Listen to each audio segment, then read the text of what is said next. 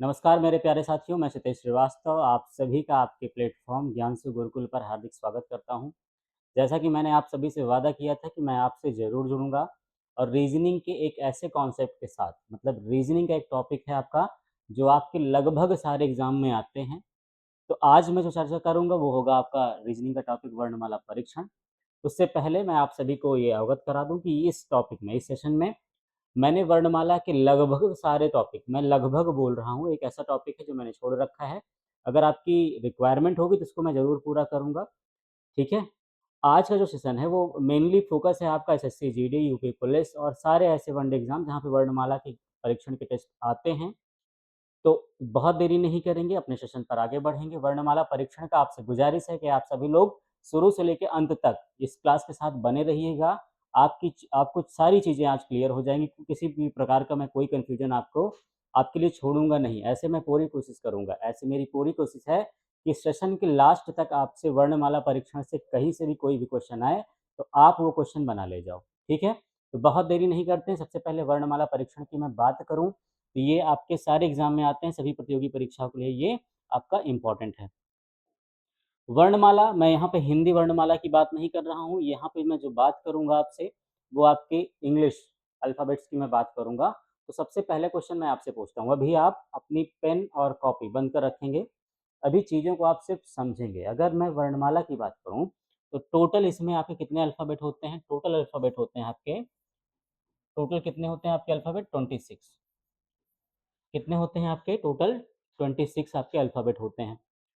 यहाँ से आपको कुछ पैटर्न देखने को मिलता है, उस पैटर्न के बेस पे चीज़ें आपको समझनी होंगी क्योंकि वर्णमाला परीक्षण जब आप पढ़ रहे हो तो आपको कुछ चीज़ें आनी बहुत ज़रूरी है। जैसे इनका विपरीत क्रम क्या होता है?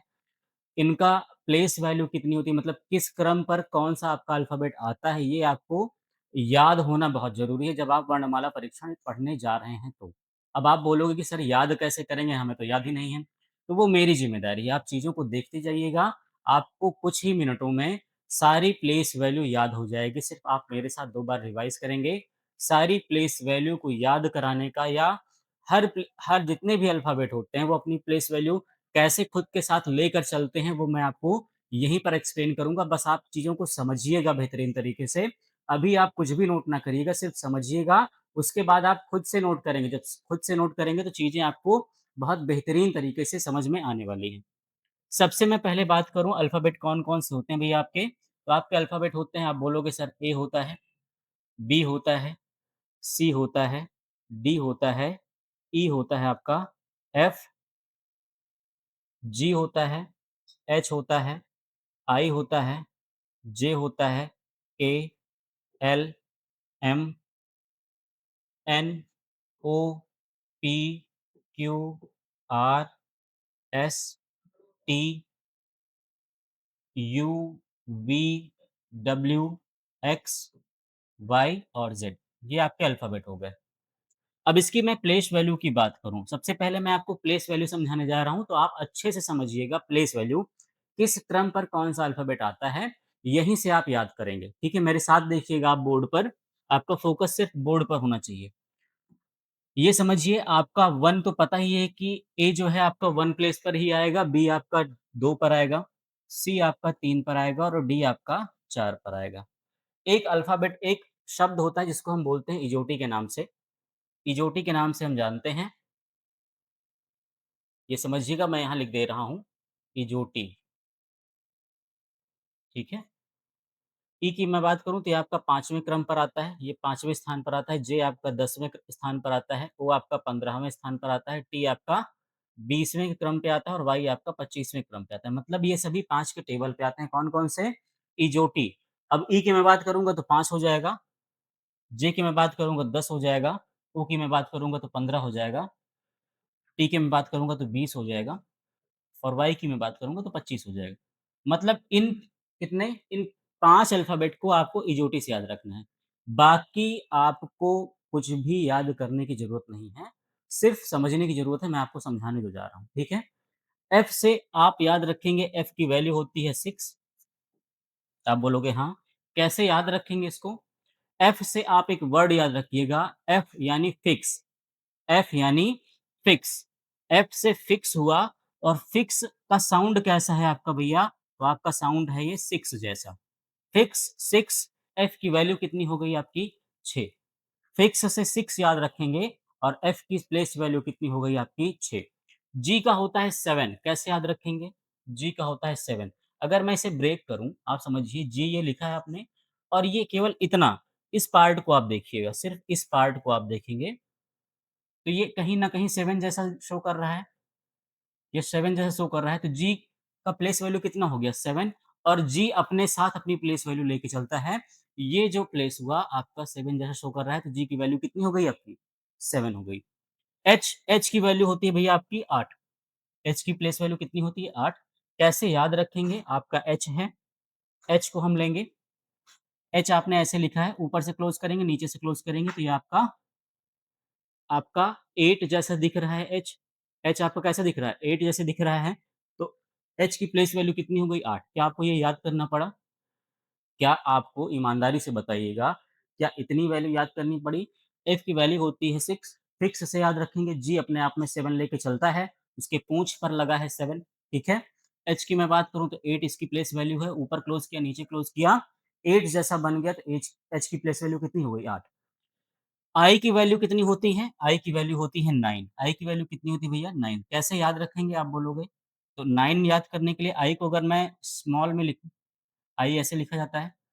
आई को अगर ऐसे लिखा जाता है सेकंड लेटर में, आई ऐसा होता है और ये कैसा शो कर रहा है? ये आपका शो कर रहा है 9 के जैसा। ये कैसा दिख रहा है आपका? ये आपका दिख रहा है 9 के जैसा। तो आई की भी वैल्यू आपको याद नहीं करनी पड़ेगी। आई की वैल्यू कितनी हो गई? 9। जे का आपको पता है, के का हो जाएगा 11। अब आप बोलोगे सर इसको कैसे याद रखेंगे? इसको याद करने का सिंपल सा अप्रोच है किंग्स 11 पंजाब। किंग्स 11 पंजाब आपको पता है ये क्या है आपकी? आईपीएल की क्रिकेट टीम है। ये आपकी क्या है? आईपीएल की क्रिकेट टीम है।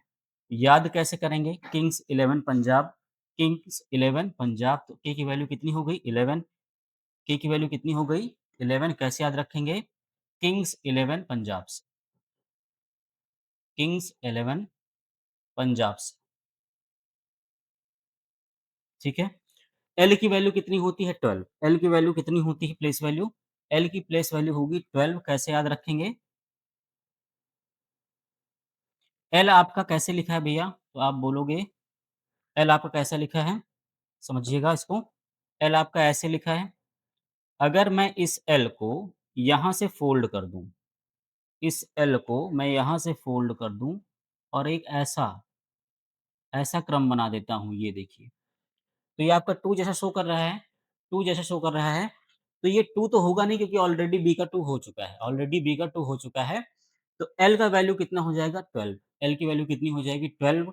एम का आप वैसे ही सेम याद रखेंगे, कैसे भैया? तो एम की वैल्यू होती है 13। कैसे याद रखेंगे? जब आप इस पर आएँगे तो एम को हम घुमा देंगे। कैसे? क्लॉकवाइज़। एक बार एम को हम क्लॉकवाइज़ जब घुमाएँगे, तो ये 3 जैसा शो करेगा। ये 3 जैसा शो करेगा, लेकिन 3 तो होगा नहीं। ये हो जाएगा कितना आपका? ये हो जाएगा आपका 13। ये कितना हो जाएगा आपका? 13 इसकी प्लेस वैल्यू हो गई। अब आप मेरे साथ बताइए, क्या आपको अभी तक जितनी प्लेस वैल्यू बताई गई, क्या आपको याद करना पड़ेगा? एफ का हो गया है 6, कैसे याद रखेंगे? फिक्स से, जी अपने साथ 7 कैरी करता है, तो जी हो गया 7। एच की कैप बंद करेंगे ऊपर और नीचे तो अपने आप में 8 हो जाएगा। आई का जो स्मॉल लेटर होता है वो 9 जैसा ही होता है, तो आई हो गया 9, जे का होता है 10, के का होगा किंग्स 11 पंजाब, एल ऐसे लिखा होता है, उसको हम 2 के जैसा ऐसा मोड़ देंगे, 2 हो नहीं सकता क्योंकि ऑलरेडी वो बी का हो चुका है, तो ये हो जाएगा एल का 12। एम का एक बार क्लॉकवाइज़ घुमाएँगे तो ये हो जाएगा 3 ऐसे प्रेज़ेंट करेगा, 3 हो नहीं सकता है क्योंकि 3 सी का है, ये हो जाएगा 13। इतनी बात क्लियर हुई आपको? अगर चीज़ें समझ में आ गई हों तो एक बार आप कमेंट सेक्शन में बताइएगा। एन की मैं बात करूँ, एन की बात करूँ तो आप बोलोगे सर इसको कैसे याद करेंगे? एन की प्लेस वैल्यू होती है 14। कितनी होगी भैया आपकी? 14 इसकी प्लेस वैल्यू है। याद कैसे करेंगे? आपका एन ऐसे लिखा हुआ है, कैसे लिखा हुआ है? आप बोलोगे सर जैसे एन लिखा है वैसे ही लिख देंगे। एन को हमने ऐसे लिख दिया। इसमें हमें कुछ नहीं करना है, एन को भी हमें कैप पहनाना है, जैसे हमने एच को पहनाया था, ऐसे कैप पहनाया। ये कैसा बन गया? अब ये रोमन का 4 बन गया, रोमन का 4 बन गया आपका एन। आपका एन कैसा बन गया? रोमन का 4। 4 हो नहीं सकता तो क्या हो जाएगा आपका? 14 हो जाएगा। इसकी प्लेस वैल्यू आपकी कितनी हो जाएगी? 14। पी की मैं बात करूँ तो पी होता है आपका 16। कैसे याद रखेंगे? पी को हम रिवर्स कर देंगे। रिवर्स मतलब जैसा शो कर रहा है ऐसे पलट देंगे। यानी इसका हम वाटर इमेज बना देंगे। वाटर इमेज जब इसकी हम बनाएँगे, तो ये कहीं न कहीं हमें ऐसा दिखेगा, है ना? ऐसा दिखेगा और ये कैसा शो कर रहा है? ये 6 जैसा शो कर रहा है। तो पी का हो जाएगा 16। क्यू भी अपने साथ 7 कैरी करता है। क्यू का होता है 17। कैसे याद करेंगे? क्यू भी अपने साथ 7 कैरी करता है। देखिए, क्यू है, यहाँ पे ये लगा हुआ है इसका, ठीक है? तो इसको हम ऐसे ना बना के, ऐसे बना के ऐसे बना देते हैं। ठीक है? तो क्यू का हो जाएगा 17। क्यू का होगा कितना? 17। आर का होता है कितना? 18। आर का कितना होता है? 18। सेम वैसे ही इसको घुमा देंगे, आर की भी प्लेस वैल्यू कितनी हो जाएगी आपकी? 18 हो जाएगी। कैसे याद रखेंगे? आर ऐसे लिखा है, इसको हमने ये पूरा मिला दिया, तो ये 8 के जैसा हो गया। आर आपका 8 के जैसा हो गया, तो ये हो गया आपका आर की प्लेस वैल्यू 18। एस की प्लेस वैल्यू कितनी होगी? आपकी एस की प्लेस वैल्यू होती है 19। 19 की मैं बात करूँ तो एस भी अपने साथ 9 आपका कैरी करता है। 9 आपका एस भी कैरी करता है। तो ये हो जाएगा आपका क्या? ये हो जाएगा एस यानी 19। एस कैसे ऐसा शो कर रहा है? हमने एस ऐसे लिखा, उसका कैप मिला दिया तो वो 9 जैसा हो गया और जब भी वो 9 जैसा हुआ तो 9 हो नहीं सकता है क्योंकि ऑलरेडी आई का वो हो चुका है, तो ये हो जाएगा 19। टी का होता है 20 आपका, यू का कितना हो जाएगा? 21। यू का कितना होगा? 21। मैं इसे बोलूँगा कि आपको याद करना पड़ेगा। अब जैसे इतनी प्लेस वैल्यू आपको याद नहीं करनी पड़ रही है, तो यू को याद कर लीजिए, यू का कितना होगा? 21। वी का होगा 22। इसको नहीं याद करवाऊँगा मैं, क्यों? क्योंकि वी से बनता है विक्ट्री का साइन और ये कैसा शो कर रहा है? 2 शो कर रहा है ना? वी का यानी विक्ट्री का साइन। आप ऐसे ही बनाते हो वी। वी होता है आपका विक्ट्री का साइन और ये 2 तो हो नहीं सकता आपका वी। ये क्या हो जाएगा? ये हो जाएगा 22। डब्ल्यू होता है आपका 23, जैसे एम है वैसे ही आपका डब्ल्यू भी है। इसको भी हम क्या कर देंगे? इसको हम घुमा देंगे। कैसा? एक बार एंटी क्लॉक, ये बन जाएगा 3 और जब भी 3 बनेगा तो ये हो जाएगा 23, 23। ये कितना हो जाएगा? ऐसे घुमा दिया हमने, मान लो इसको एंटी क्लॉक, ये हो जाएगा 3। 3 तो होगा नहीं, हो जाएगा 23। एक्स के 4 कोने याद रखना, 4 से 24 आप बनाने में माहिर हैं। 4 से 24 क्या हो जाएगा ये? 4 कोने इसके याद रखना। जेड का होगा 26। ये आपको याद करने की ज़रूरत नहीं है। अब मुझे ऐसी पूरी उम्मीद है कि अब आपको प्लेस वैल्यू में कभी कोई दिक्कत आने वाली नहीं है, अगर आपने इतने पॉइंट्स को अच्छे से समझ लिया। अगर आपने इतने पॉइंट्स को अच्छे से समझ लिया। मैं आपको कोडिंग डिकोडिंग नहीं पढ़ा रहा हूँ, मैं आपको वर्णमाला परीक्षण पढ़ा रहा हूँ, लेकिन वर्णमाला के बारे में आपको जानकारी होना बहुत ज़रूरी है उसके सारे कॉन्सेप्ट को समझने के लिए। बहुत बेसिक होता है वर्णमाला परीक्षण। चीज़ें एक बार आप शुरू से अभी तक बने रहिएगा मेरे साथ लास्ट तक। लास्ट में आप खुद बोलोगे सर अब मुझे कोई भी डाउट वर्णमाला परीक्षण में नहीं रहा है, सारी चीज़ें यहाँ से आपकी मैं क्लियर कर दूँगा। आगे बढ़ेंगे, इसका स्क्रीनशॉट लेना चाहेंगे तो आप स्क्रीनशॉट ले लीजिएगा। हालाँकि अब आपको स्क्रीनशॉट की भी ज़रूरत नहीं होगी। आप खुद से इसकी प्लेस वैल्यू को डिज़ाइन कर सकते हो, खुद से इसकी प्लेस वैल्यू को लिख सकते हो। अगर मैं यहाँ से आपसे बात करूँ क्या कि इसके अपोज़िट, वर्णमाला के अपोज़िट भी आपको याद करने बहुत ज़रूरी है। हालाँकि वर्णमाला का अपोज़िट मैं आपको अभी नहीं पढ़ाऊँगा, सिंपल सा रीज़न ये है कि ये आपका कोडिंग डिकोडिंग का टॉपिक है। लेकिन आप सीख लीजिए, रीज़न आपके लिए आसानी हो जाएगा। हालाँकि मुझे ऐसी उम्मीद है कि आपने ये पढ़ लिया है ए, B, C, D, E, F, G, H, I, J, K, L. उसके बाद आपका एल के बाद आपका एम। एल के बाद आपका क्या हो जाएगा? एम। इसका अपोज़िट क्या होता है वो समझ लीजिए। इसका अपोज़िट एम के बाद N, O, P, Q, R, S, T, U, V, W, X, Y and Z.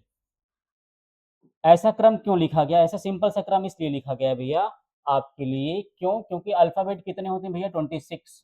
अब आप इसने इसको क्या किया? 13-13 के पार्ट में डिवाइड कर दिया। 13-13 के भाग में इसको विभाजित कर दिया और जब मैंने ऐसा विभाजित किया तो एक के सामने दूसरे को रख दिया, ठीक है? एक के सामने को दूसरा रख दिया, मतलब एक बार ए, बी, सी, डी, एन तक ऐसे सजाया गया और एन के बाद एम से लेके फिर जेड तक वापस लाया गया। मतलब ए से लेके पहले हम गए कहाँ तक? M तक और फिर N से लेके हम कहाँ तक आए, हमारे Z तक। तो यहाँ से इसके अपोजिट हमें देखने को मिले हैं, इसके अपोजिट हमें क्या हुआ, देखने को मिलते हैं यहाँ से, ठीक है। तो इसी चीज़ को हम यहाँ रीजनिंग में समझ लेंगे। कैसे समझें, कैसे याद करेंगे? AZ से हो जाएगा A to Z याद रखना, BOY से याद रखना बॉय, क्रैक्स आपको पता ही होगा, ड्यू DEW, EV व्हीकल आजकल काफ़ी प्रचलित है आपका, फुल याद रखना FULL फुल, GT रोड याद रखना, ठीक है। हाई स्कूल याद रखना। हालांकि ये आपका बहुत पुराना कॉन्सेप्ट है, मैं आपको समझा रहा हूँ। यहाँ से क्या हो जाएगा, इंडियन रेलवे हो जाएगा,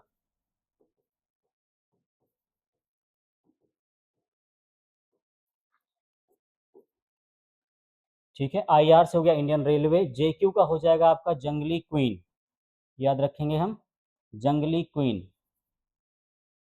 शॉर्ट अप्रोच है, इसको समझेंगे। J का अपोजिट Q, जंगली क्वीन याद रखेंगे।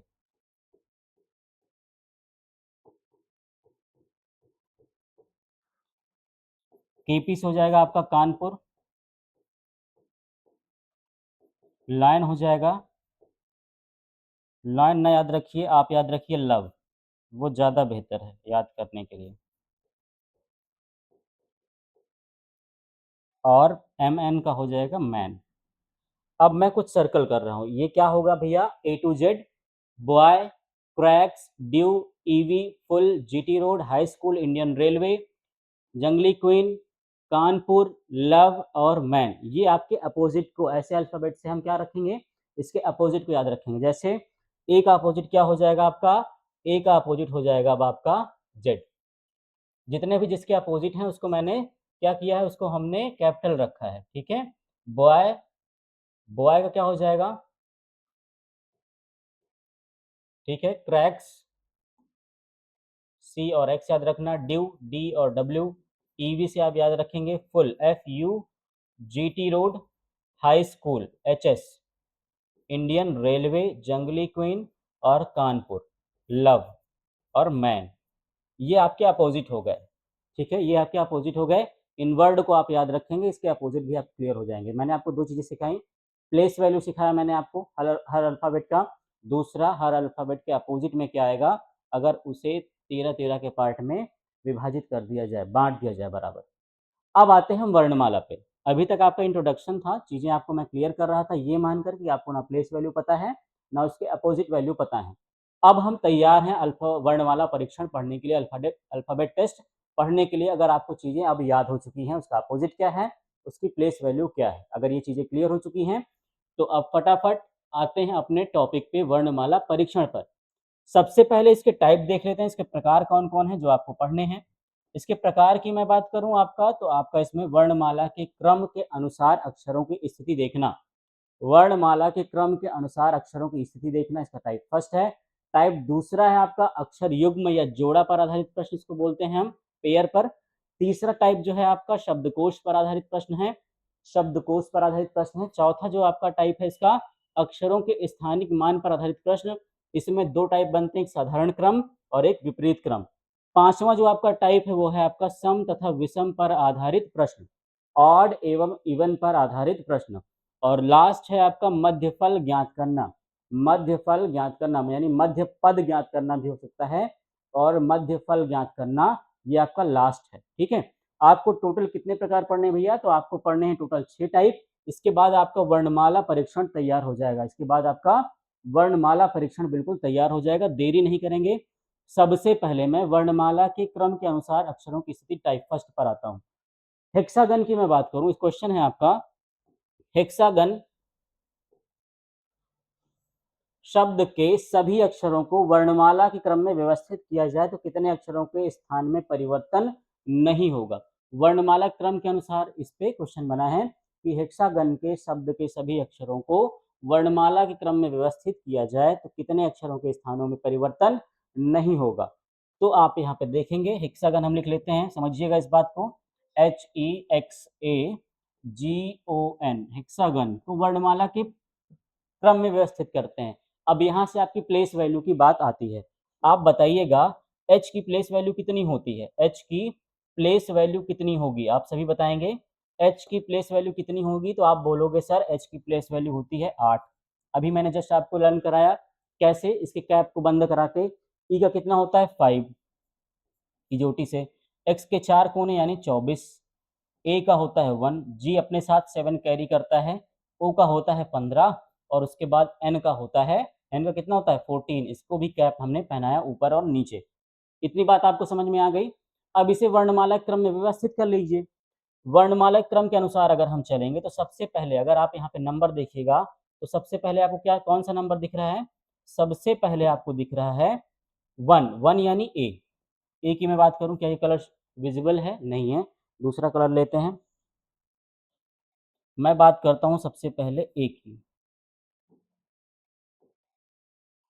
चलिए, हम सबसे पहले ए को यहाँ पे रखेंगे। ए को क्यों रखा? क्योंकि 1 है। एक से बड़ी वैल्यू कौन सी है? दूसरी आपकी 5 है, ई हो जाएगा। ठीक है। 5 से बड़ी वैल्यू है 7, 7 यानी जी हो जाएगा। और 7 से बड़ी वैल्यू कौन सी है अगली? 1 हो गया, 5 हो गया, 7 हो गया, 8 होगा यानी एच को रखेंगे। उसके बाद कौन सी अगली वैल्यू है आपकी? 8 से बड़ी कौन सी है आपकी? 14, 14 यानी एन को रखेंगे। उसके बाद ओ को रखेंगे, 14 से बड़ी है आपकी 15 और उससे सबसे बड़ी कौन सी है? X 24, x 24। तो वर्णमाला क्रम में हमने इसको व्यवस्थित कर दिया। क्या किया? सबसे पहले हमने इसके प्लेस वैल्यू को लिखा और उसको वर्णमाला के क्रम में बढ़ते हुए क्रम में हमने उसको सजा दिया।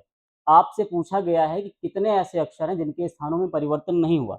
आप बताइए कितने ऐसे अक्षर हैं जिनके स्थानों में परिवर्तन नहीं हुआ है। तो आप देखेंगे यहाँ पे, आप देखेंगे कि एक ई है, एक ई है जो उसी स्थान पर है। एक जो है आपका क्या है? ई है। यहाँ पर आप देखिए ई है जो उसी स्थान पर है। और दूसरा अब कौन सा है आपका? आप बोलोगे सर एक ओ है जिसके स्थान में परिवर्तन नहीं हुआ जब हमने इसको वर्णमाला के क्रम में व्यवस्थित किया। तो आपके दो ऐसे अल्फाबेट मिलते हैं आपको जिसको अगर इसको हमने वर्णमाला क्रम में सजा दिया या सुसज्जित कर दिया, उसके बाद भी उन्होंने अपने स्थान को परिवर्तित नहीं किया है। तो इस क्रम में इसका आंसर हो जाएगा, इसका आंसर हो जाएगा 2 अक्षर, 2 अल्फाबेट हो जाएंगे।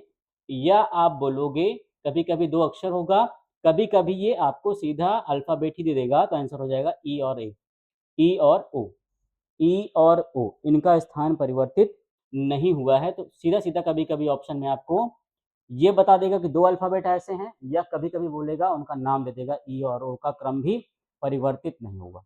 आई थिंक आपको समझ में आ गया होगा ये कॉन्सेप्ट। हमने क्या किया? हेक्सागन को लिया, इसको बोला गया है वर्णमाला के क्रम में सुसज्जित कीजिए, तो भैया हमने सुसज्जित कर दिया। कैसे? इसकी प्लेस वैल्यू को लिख दिया, उसके बाद आरोही क्रम में इसको सजा दिया और उसके बाद जिन जिन अल्फाबेट के क्रम परिवर्तित नहीं हुए वो हमारे आंसर हो गए, वो हमारे आंसर हो गए। आपसे गुजारिश है कि चीज़ें अगर आपको समझ में आ रही हैं तो वीडियो को लाइक ज़रूर करिएगा, अपने दोस्तों के साथ ज़रूर शेयर करिएगा। ठीक है? आगे बढ़ते हैं, क्वेश्चन को ध्यान से जरूर पढ़ना है हमें। अगला क्वेश्चन है आपका, अब्सोल्यूट को वर्णमाला के अनुसार क्रमबद्ध करके लिखा जाए तो कितने अक्षरों के स्थान परिवर्तित नहीं होंगे? सेम आपका क्वेश्चन है, सेम वैसा ही क्वेश्चन है। इसका आंसर आप सभी लोग करेंगे। अब्सोल्यूट, अब्सोल्यूट है LUTE को वर्णमाला क्रम में सुसज्जित किया जाए, अनुसार क्रमबद्ध करके लिखा जाए तो कितने अक्षर ऐसे होंगे जिनके स्थान परिवर्तित नहीं होंगे? तो इसका आंसर जो होगा, इसका मैं वेट आपके कमेंट सेक्शन में कर रहा हूँ। इसका आंसर आप लोग क्लास के बाद कमेंट में जरूर बताइएगा कि इसका आंसर क्या होगा। मैं उस कमेंट को पढ़ूंगा और अपनी वहाँ पे आपका करेक्ट आंसर है या रॉन्ग है उसकी मैं आपको बारे में वहाँ पे चर्चा करूंगा आपसे। कमेंट सेक्शन में जरूर बताइएगा। आगे है अगला क्वेश्चन। ये क्वेश्चन मैंने बोला कि कभी भी क्वेश्चन को जल्दबाजी से नहीं पढ़ेंगे क्योंकि पिछले 2 क्वेश्चन सेम थे। पिछले आपके 2 क्वेश्चन सेम थे। ये आपका सेम क्वेश्चन नहीं है। हालाँकि ये भी आपका क्रम के अनुसार सुसज्जित करने वाला ही क्वेश्चन है, लेकिन इसका तरीका दूसरा, ये टाइप दूसरा है, समझिएगा। ये क्वेश्चन क्या है? साइबरनेटिक्स। क्या है? साइबरनेटिक्स में मैं बात करूँ, CYBERNETICS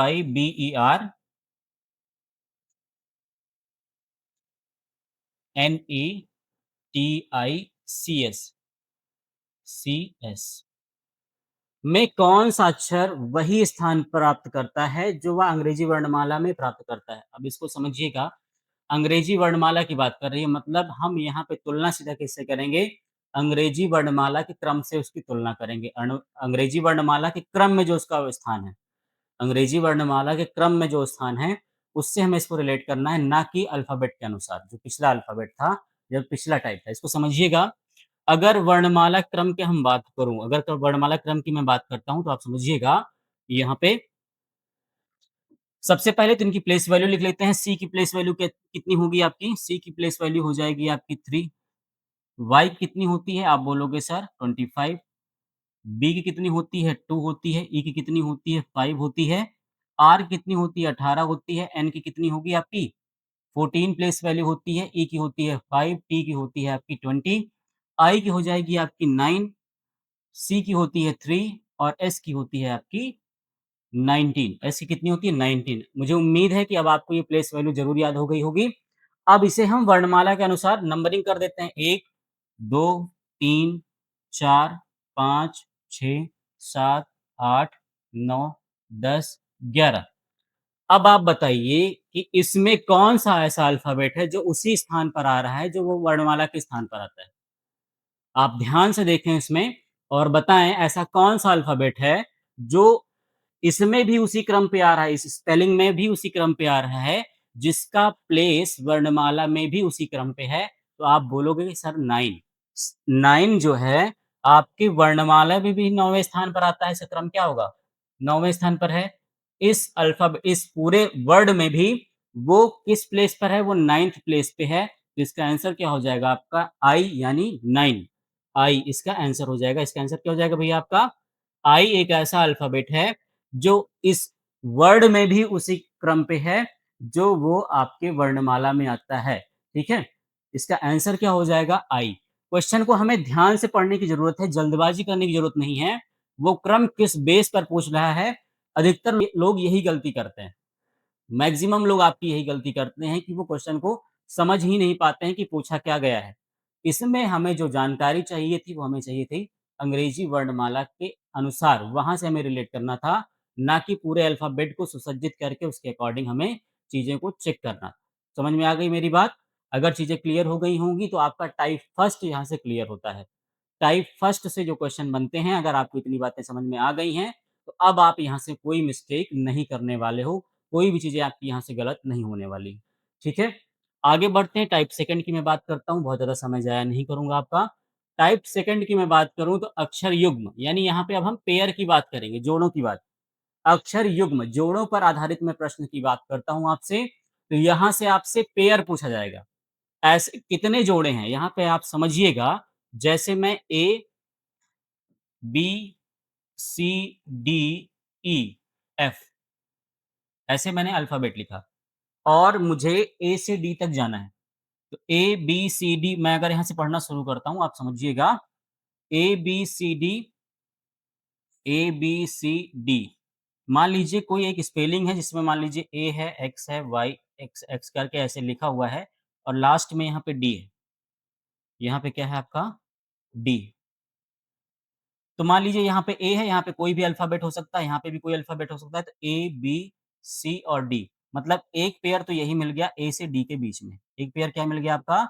ए से डी के बीच में एक पेयर आपका यही मिल गया ए से डी के बीच में। मतलब बीच में कोई भी अल्फ़ाबेट आए, लेकिन जब उनको पढ़ा जाए, चेक किया जाए, तो वो दोनों उसी स्थान पर हों, जैसे वो वर्णमाला में आपके स्थापित हैं। ठीक है? जैसे वो वर्णमाला में आपके स्थित हैं, तो यहाँ से हम चीज़ों को अब समझना शुरू करेंगे।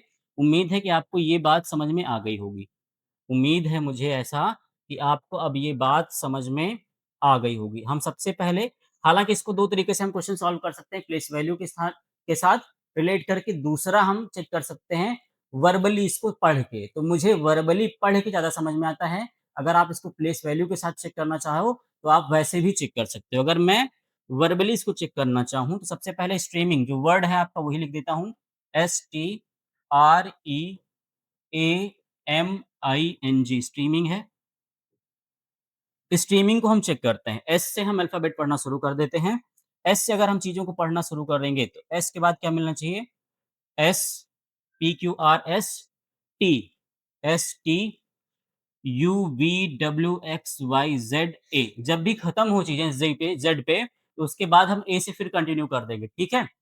एस के बाद PQRS TUVWXYZA। यहाँ से देखिए आप केवल एस से हमें टी ही मिला है, ठीक है? अब टी को हम पिक करेंगे, टी से काउंट करना शुरू करेंगे। PQRS TUVWXYZA क्या मिला? हमें नहीं मिला। अब हम आर से चेक करेंगे। आर के बाद आर STUVWX नहीं मिला है। ई से चेक करेंगे EFGHIJ नहीं मिला। ई के बाद FGHIJ कोई ऐसा अल्फाबेट नहीं मिल रहा है जो वर्णमाला के अनुसार इसको, हालाँकि आंसर आपका कितना हो गया? 3 जोड़े ऐसे संभव हैं। सैटिस्फाई करे। ई के बाद ए के बाद चेक करेंगे ए, बी, सी, डी चांस ही नहीं है। एम के बाद एन, ओ चांस ही नहीं है। आई के बाद कोई चांस नहीं है, आई, जे, के, एल। मतलब कि हमें शुरू से जब हमने चेक किया, जब आपने शुरुआत से चेक किया, तो एस के बाद टी हमें केवल यही मिल रहा है, ठीक है? जो वर्णमाला के अनुसार है। अब हम जी से चेक करेंगे, अब रिवर्स चेक करेंगे। जी के बाद जी, एच, आई मतलब जी से हमें आई मिल गया, लेकिन अभी हम जी को छोड़ेंगे नहीं। जी, H, I, J, K, L, M, N, ओ नहीं मिला आपका। एम के बाद एन अब चेक करेंगे N, I, J, K, L, M, N, O, P, Q, R, S, T. यहाँ से हमें मिला N, I, J, K, L, M, N, O, P, Q, R, S, T, U मतलब हमें एन से भी क्या मिला? टी मिल गया। आई के बाद के I, J, K, L A B C D F G H I J K L M N O P नहीं मिलेगा आपको यहाँ से भी कोई पेयर। एम के बाद भी कोई पेयर नहीं मिलेगा। M N O P Q R. A के बाद भी कोई पेयर नहीं मिलेगा। ई के बाद भी कोई पेयर नहीं मिलेगा। आर के बाद भी आपको कोई पेयर नहीं मिलने वाला है। तो हमें यहाँ से कितने पेयर मिले हैं? आप बोलोगे सर 3। 3 ऐसे पेयर हैं जो आपको यहाँ से मिले हैं। कौन-कौन से आपके? अगर मैं आपसे बोलूँ आंसर क्या हो जाएगा? आपके 3 जोड़े हैं। आंसर कितने हो जाएँगे आपके? 3 जोड़े। कौन-कौन से? एक तो है आपका एस से टी के बीच में, एस से टी के बीच में। दूसरा आपका जो मिला है वो जी से आई के बीच में, और तीसरा जो पेयर मिला है हमें एन से मिला है टी के बीच में, एन से टी के बीच में। तो ये आपका आंसर हो गया। ये आपका आंसर हो गया, ठीक है? तो ऐसे कितने जोड़े संभव हैं? 3। इसके लिए आपको एबीसीडी आना बहुत ज़रूरी है, अगर आप इसको पढ़ सकते हैं। दूसरा इसका तरीका होता है कि आप इनकी प्लेस वैल्यू लिख लीजिए। प्लेस वैल्यू लिख के आप काउंटिंग करिएगा। जैसे मान लीजिए मैंने यहाँ पर रखा n, n का होगा प्लेस वैल्यू कितना आपका? 14, ठीक है? t की वैल्यू कितनी होती है? 20, ठीक है? दोनों तरीका मैं समझा देता हूँ, जो आपको समझ में आए वैसे लिखिएगा। अगर मैं यहाँ से काउंट करता हूँ, 14 के बाद होगा 15, 16, 17, 18, 19, 20, ठीक है? एक बार आप इसका क्रम नंबर से भी चेक कर लीजिए। मैं इसको आपको नंबर से चेक करा सकता हूँ, अगर आपको अल्फ़ाबेट पढ़ने में प्रॉब्लम हो रही है तो। नंबर से चेक करेंगे एक बार। दोनों तरीके आपको पता होने चाहिए, तो मैं आपको दोनों तरीके बता दे रहा हूँ। ऐसा यहाँ पर टी है, प्लेस वैल्यू आप लिखेंगे सबसे पहले। आप बोलोगे सर इसकी प्लेस वैल्यू लिख लेते हैं। एस की होती है 90, टी की होती है 20, आर की होती है 18, ई की होती है 5, ए की होती है 1, एम की होती है 13, आई की होती है 9, एन की होती है 14 और जी की होती है 7। अब आप काउंट करेंगे, 19 के बाद क्या 20 मिल रहा है? 19 से बड़ा कोई नंबर है 20? क्या इससे बड़े और कोई नंबर है? नहीं, तो एक पेयर तो ये हो गया 19, 20। 18 से बड़ा कोई नंबर इधर है ही नहीं, तो बनेगा ही नहीं। 5 से बड़ा ये इधर नंबर है, काउंट कर लेते हैं। 5, 6, 7, 8, 9, 10 नहीं मिला। 1 से बड़े हैं लेकिन 1, 2, 3, 4 ऐसे सिंगल डिजिट है ही नहीं, तो इधर भी नहीं मिलेगा आपको। 13 से बड़ा केवल 14 है, लेकिन 14 तो इससे एक बाद है। 13, 14, 15 नंबर पे आ रहा है, ये भी पॉसिबल नहीं है। अब रिवर्स काउंट करेंगे। जी के बाद 7 हो गया, 7, 8, 9, 10, 6 7 है, 7 के बाद 8 और 9। जैसे ही आपको 9 मिला 7 के बाद, तो आप ये पेयर मिला दोगे 7, 8, 9 से, ठीक है? उसके बाद इस पे रुकेंगे नहीं हम। 7, 8, 9, 10, 11, 12, 13, 14, 15 कहीं कोई और नंबर नहीं मिला है। एन चेक करेंगे, एन से हम 14 है, 15, 16, 17, 18, 19 और 20। आपका एन भी एक पेयर बन गया। एम से चेक करेंगे, 13 है, 14, 15, 16, 17, 18 नहीं पॉसिबल है। 1 से भी कोई पॉसिबल नहीं है। 18 के बाद 19 है, 20 है, कोई पॉसिबल नहीं है। तो कितने पेयर आपके संभव हैं? अगर नंबर से आपने चेक किया तब भी इस क्रम पे भी आपके 3 जोड़े आपके संभव हैं। कौन-कौन से जोड़े हैं भैया आपका? तो एक तो है आपका एस से टी, दूसरा आपको जो मिला है वो जी से आई मिला है, और तीसरा जो पेयर मिला है वो आपको एन से टी के बीच में मिला है। कितने जोड़े संभव हैं ऐसे? 3 जोड़े संभव हैं। अगर अब आपको समझ में आ गई होगी चीज़ें, मुझे ऐसी पूरी उम्मीद है कि आपको मैंने दोनों तरीके समझाए। कौन-कौन से? एक तो इसकी प्लेस वैल्यू से आप काउंट कर सकते हो, एक आप सीधा एबीसीडी पढ़ के, अल्फ़ाबेट पढ़ के वहाँ से चीज़ों को सॉल्व कर सकते हो। जोड़ों से संबंधित क्वेश्चन अगर मैं पूछूँ तो किस एग्ज़ाम के लिए इम्पोर्टेंट है, तो आपकी यूपी पुलिस के लिए इम्पोर्टेंट है, आपके एसएससी जीडी के लिए इम्पोर्टेंट है, अन्य सभी जैसे आप कोई भी ऐसा एग्ज़ाम देते हो जो डिफेंस से संबंधित है, तो वहाँ पे यहाँ से पेयर के क्वेश्चन बनने के चांसेस बहुत ज़्यादा रहते हैं, ठीक है? इतनी चीज़ें अगर आपको समझ में आ गई होंगी तो आप 2 कॉन्सेप्ट आपके क्लियर हो चुके हैं। कितने कॉन्सेप्ट आपके? 2 कॉन्सेप्ट अभी तक आपके क्लियर हो चुके होंगे। अगला है क्वेश्चन, दिए गए शब्द में अक्षरों के कितने ऐसे युग्म जिनके बीच उतने ही अक्षर आते हैं जितने की वर्णमाला में आते हैं? तो इसका आंसर आप लोग अब कमेंट सेशन में करेंगे कॉर्पोरेट। कॉर्पोरेट। आप बोलोगे कि सर आप सीधा क्वेश्चन सॉल्व करने के लिए देते हो, उसका रीज़न सिंपल सा ये है कि वर्णमाला में कॉन्सेप्ट बहुत ज़्यादा है। अगर मैं एक टॉपिक पे 3-3 4-4 क्वेश्चन सॉल्व कराऊँगा तो आपकी क्लास ये मैराथन क्लास बन जाएगी, ठीक है? हाँ, ऐसा नहीं है, इस पे जब मैं एक सेशन लेके आऊँगा प्रैक्टिस सेशन, तो उसमें हम बेहतरीन तरीके से क्वेश्चन को सॉल्व करेंगे। तो अभी मेरा काम है आपका कॉन्सेप्ट क्लियर करना, तो इसलिए मैं हर क्वेश्चन का 1 या 2 प्रकार बताऊँगा। आगे बढ़ जाऊँगा, आप इस क्वेश्चन का आंसर करेंगे कमेंट सेशन में। इस क्वेश्चन का आप सभी लोग आंसर करेंगे कमेंट सेशन में। अगला टाइप है आपका टाइप 3 शब्दकोश यानी डिक्शनरी पर आधारित प्रश्न। डिक्शनरी आप सभी के पास होगी या आप सभी देखते होंगे कैसे इसका देखने का तरीका होता है। अगर मैं डिक्शनरी देखने का तरीका आपको बता दूँ, मुझे ऐसी उम्मीद है कि आपको ये पता होगा, लेकिन जिन्हें नहीं पता है मैं उन्हें बता दूँ कि डिक्शनरी देखने का तरीका क्या होता है। मान लीजिए शुरू हुआ कोई वर्ड ए से या एस से शुरू होता है, ज़्यादा आसानी से समझेंगे आप। मान लीजिए कोई वर्ड शुरू होता है एस से। डिक्शनरी में आप जाते हो एस से है, एस है और एस के सारे वर्ड हैं। समझिएगा कैसे दिखा ब डिक्शनरी देखी जाती है, ठीक है? उसका क्रम कैसा होता है। एस के बाद यहाँ पर है आपका एम और यहाँ पे है आपका ए और यहाँ पर है आपका टी, ठीक है? तो अगर मैं इसे कोई एक वर्ड है मान लीजिए कोई वर्ड है जिसकी स्पेलिंग शुरू होती है एस-एम करके डॉट, डॉट, डॉट, एस-ए करके शुरू होती है, एस-टी करके शुरू होती है, ऐसे करके स्पेलिंग है, ठीक है? अगर मैं इसे डिक्शनरी में सुसज्जित करने जाऊँगा, सजाने जाऊँगा तो यहाँ समझिएगा आप कि सबसे पहले तो आपका एस ही है, कॉमन ही है, उससे मुझे मतलब नहीं है। एस के बाद जो अल्फ़ाबेट आता है ए आ रहा है ना? और ए वर्णमाला में पहले आता है तो हम सबसे पहले रखेंगे जो स्पेलिंग होगी वो एस-ए करके होगी, वो पहले आएगी। उसके बाद आपका देखेंगे एम, एम जो है टी से पहले आता है। टी से पहले आता है लेकिन ए के बाद आता है, तो एसएम वाला वर्ड जो होगा, वो इधर होगा, ए के बाद होगा। समझ गए इतनी बात? अगला जो वर्ड होगा, वो होगा एसटी, ऐसी स्पेलिंग जिसकी शुरुआत एसटी से होती है, वो लास्ट में आएगा, अगर मैं इन तीनों की बात करूँ। अब मुझे ऐसी उम्मीद है कि अब आप समझ गए होंगे, डिक्शनरी सजाई कैसे जाती है, उसको सेट कैसे किया जाता है। वर्णमाला उसके अल्फ़ाबेट के अकॉर्डिंग चीज़ों को हम सेट करते हैं डिक्शनरी में, ठीक है? अब यहाँ से रीज़निंग में क्वेश्चन बन गया है कि डिक्शनरी के अकॉर्डिंग चीज़ों को सेट किया जाए। तो अगर आपसे बोला जाए यहाँ से, मैं इसको हटाता हूँ, आप समझिएगा।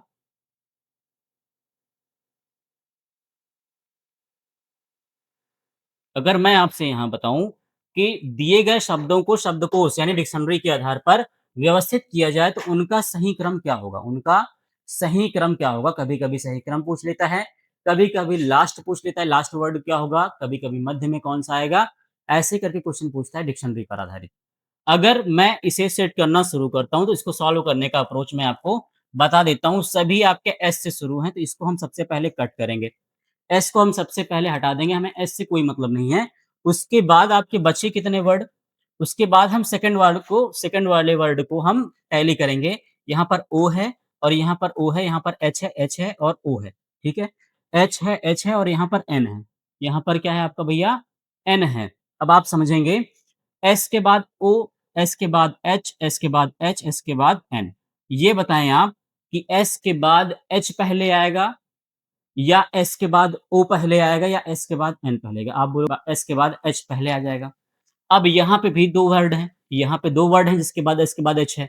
लेकिन इसके बाद वाले में जब हम पढ़ेंगे तो एस के बाद ए है, एस के बाद क्या है आपका? ए है।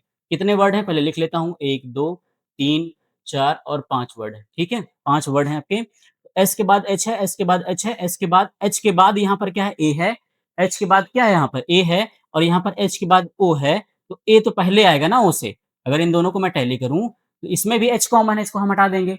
अब यहाँ पे चेक करेंगे ए और ओ, ए और ओ। तो ए पहले आएगा तो चौथे नंबर वाला जो होगा वो पहले पर आ जाएगा। ऐसे ही लिख लीजिएगा आप। पहले 1, 2, 3, 4 करके लिख लीजिएगा, आसानी हो जाएगी, ठीक है? अब ये तो एच वाला है ना, तो थर्ड वाला जो होगा वो तो थर्ड सेकंड पर आ जाएगा। क्यों? क्योंकि एस के बाद एच है, बाकी सब में तो एस के बाद ओ है ना। सब में एसओ है, एसओ है, यहाँ पे एसएन है। तो ये कहीं न कहीं कुछ भी हो एच के बाद, ये तो इनके पहले ही आएगा, तो थर्ड वाला हो गया आपका सेकंड नंबर पर। अब आपके बचे कौन से? एन है और यहाँ पर ओ है। अब आप बताइए, ओ की प्लेस वैल्यू होती है कितनी? ओ की होती है 15, एन की कितनी होती है? 14 होती है, एन की 14 होती है। तो ज़ाहिर-सी बात है कि एन वाला पहले आ जाएगा, एन वाला पहले आ जाएगा, यानी 5वाँ थर्ड नंबर पर आएगा। 5वाँ थर्ड नंबर पर आएगा। अब आपके ओ वाले बचे। ओ को ओ से इसको हटाओ, पहले इससे हम टैली कर ही नहीं सकते। आपके बचे सी और यू। अब पहले बताओ सी आएगा, पहले यू आएगा। आप बोलो सर सबसे पहले सी ही आएगा, उसके बाद कहीं जाके यू आएगा। तो सेकंड वाला आएगा चौथे नंबर पर और लास्ट में जो फर्स्ट है वो आएगा 5वें नंबर पर। तो ये हो गया आपका सही क्रम। तो ये हो गया आपका सही क्रम। ऐसी चीज़ों को टैली करके आप डिक्शनरी को हम सेट कर सकते हैं, उसके वर्णमाला के क्रम के अनुसार। समझ में आ गई मेरी बात? चीज़ें समझ में आ गई होंगी? हमें क्या करना है, जो कॉमन होगा उसे कट करते जाएँगे, जो कॉमन होगा उसे कट करते जाएँगे, उसके बाद वर्णमाला के अल्फ़ाबेट के अनुसार उसे टैली कर लेंगे, कौन-सा पहले आएगा, कौन-सा बाद आएगा, उसके अकॉर्डिंग चीज़ों को हम सेट करते जाएँगे और हमारे पास एक बेहतर क्रम सामने होगा जो बिल्कुल करेक्ट होगा, जो बिल्कुल आपका क्या होगा, बिल्कुल ही करेक्ट होगा। ऐसी मुझे उम्मीद है कि ये कॉन्सेप्ट भी आपको समझ में आ गया होगा। दिए गए शब्दों में से कौन-सा शब्द शब्दकोश के अनुसार सबसे अंत में आएगा, ये आपसे पूछा गया है। तो देखिए कितने आसानी तरीके से इसको सॉल्व कर सकते हो। ए तो आएगा नहीं, ई हो नहीं सकता। दोनों में कॉमन क्या है? आर ओ, हटा देंगे। अब पहले बताइए सी पहले आता है कि पहले बी आता है? आप बोलोगे सर पहले बी आता है, तो ये भी नहीं होगा। सबसे लास्ट में आएगा आपका आर-ओ-सी, यानी option B is the right answer. Option B is the right answer. बहुत ज़्यादा टाइम आपको नहीं लगा क्वेश्चन सॉल्व करने में। आपने चीज़ों को सीधा टैली किया, आपका आंसर आपके सामने है। आपका आंसर आपके सामने हुआ। आर के बाद ए है, आर के बाद ई है, तो ये दोनों तो वैसे भी इन दोनों के पहले ही आ जाएँगे, तो ये तो कट हो गया। आर के बाद ओ है, आर के बाद ओ है, ओ दोनों में कॉमन है। अब अगला चेक करेंगे, यहाँ पे बी है, यहाँ पे सी है, तो बी पहले आएगा, ये हो नहीं सकता, तो लास्ट में आपका बचा सी जिसमें है, यानी रॉकेट आपका सबसे लास्ट में आएगा, अगर इसको शब्दकोश के अनुसार इसको हम सजाएँगे या उसको व्यवस्थित करेंगे। समझ में आ गई मेरी बात? अब आपसे डिक्शनरी से क्वेश्चन गलत नहीं होने वाले हैं, अगर आपको इतनी बातें समझ में आ गई होंगी तो। आगे बढ़ते हैं, अब हम बात करेंगे स्थानिक मान से, मोस्ट इम्पोर्टेंट है। स्थानिक मान, इस कॉन्सेप्ट को पढ़ाने के लिए मैंने आपको इसकी प्लेस प्लेस वैल्यू याद करवाई, इसकी प्लेस वैल्यू याद करवाई। इसके कुछ रूल हैं, 4 रूल हैं। इसका यूज़ कैसे करते हैं मैं आपको समझाता हूँ, लेकिन पहले आप चारों रूल देख लीजिए। अगर दायाँ से दायाँ का क्रम हो, समझिएगा इस बात को, अगर यहाँ से दायाँ का क्रम हो, कैसा हो भैया आपका? दायाँ से दायाँ क्रम हो, तो इस कंडीशन में दोनों प्लेस वैल्यू को हम माइनस करेंगे। दोनों प्लेस वैल्यू को क्या कर देंगे? माइनस कर देंगे और उसका मान हम कहाँ से लेंगे? दायाँ से। मतलब आप समझिए, दायाँ से दायाँ चलना हो, दायाँ से दायाँ के टैली करना हो, तो हमेशा आंसर हमेशा दायाँ आएगा, टैली करने के बाद। लेकिन इस कंडीशन में हम क्या करेंगे? माइनस करेंगे। जब भी बायाँ से बायाँ से टैली करने की बात हो, बायाँ से बायाँ की टैली करने की बात हो, तो उस कंडीशन में हमेशा माइनस करेंगे और उस कंडीशन में आंसर क्या आएगा? बायाँ आएगा। मतलब मैंने 2 बातें आपको बताई, दायाँ से दायाँ टैली करना है तो माइनस करना है, आंसर वहाँ पे दायाँ से आएगा। बायाँ से बायाँ टैली करना है तो हमेशा माइनस होगा और हमेशा आंसर बाएँ से आएगा। दायाँ से बायाँ टैली करना हो, मतलब दोनों विपरीत हों, तो इस कंडीशन में प्लस कर देंगे। इस कंडीशन में हमेशा दायाँ से ही प्लेस वैल्यू आएगी।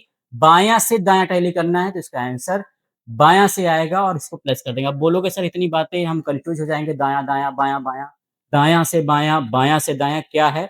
मैं सब कुछ आपको समझाता हूँ। आपको ये याद रखना है, जब दोनों कॉमन रहें, मतलब दायाँ-दायाँ तो माइनस कर देना है, बायाँ-बायाँ तो माइनस कर देना है। जब दोनों अपोजिट रहें, दायाँ-बायाँ या बायाँ-दायाँ, तो उसको हम क्या कर देंगे? ऐड कर देंगे। इतनी बात समझ में आ गई?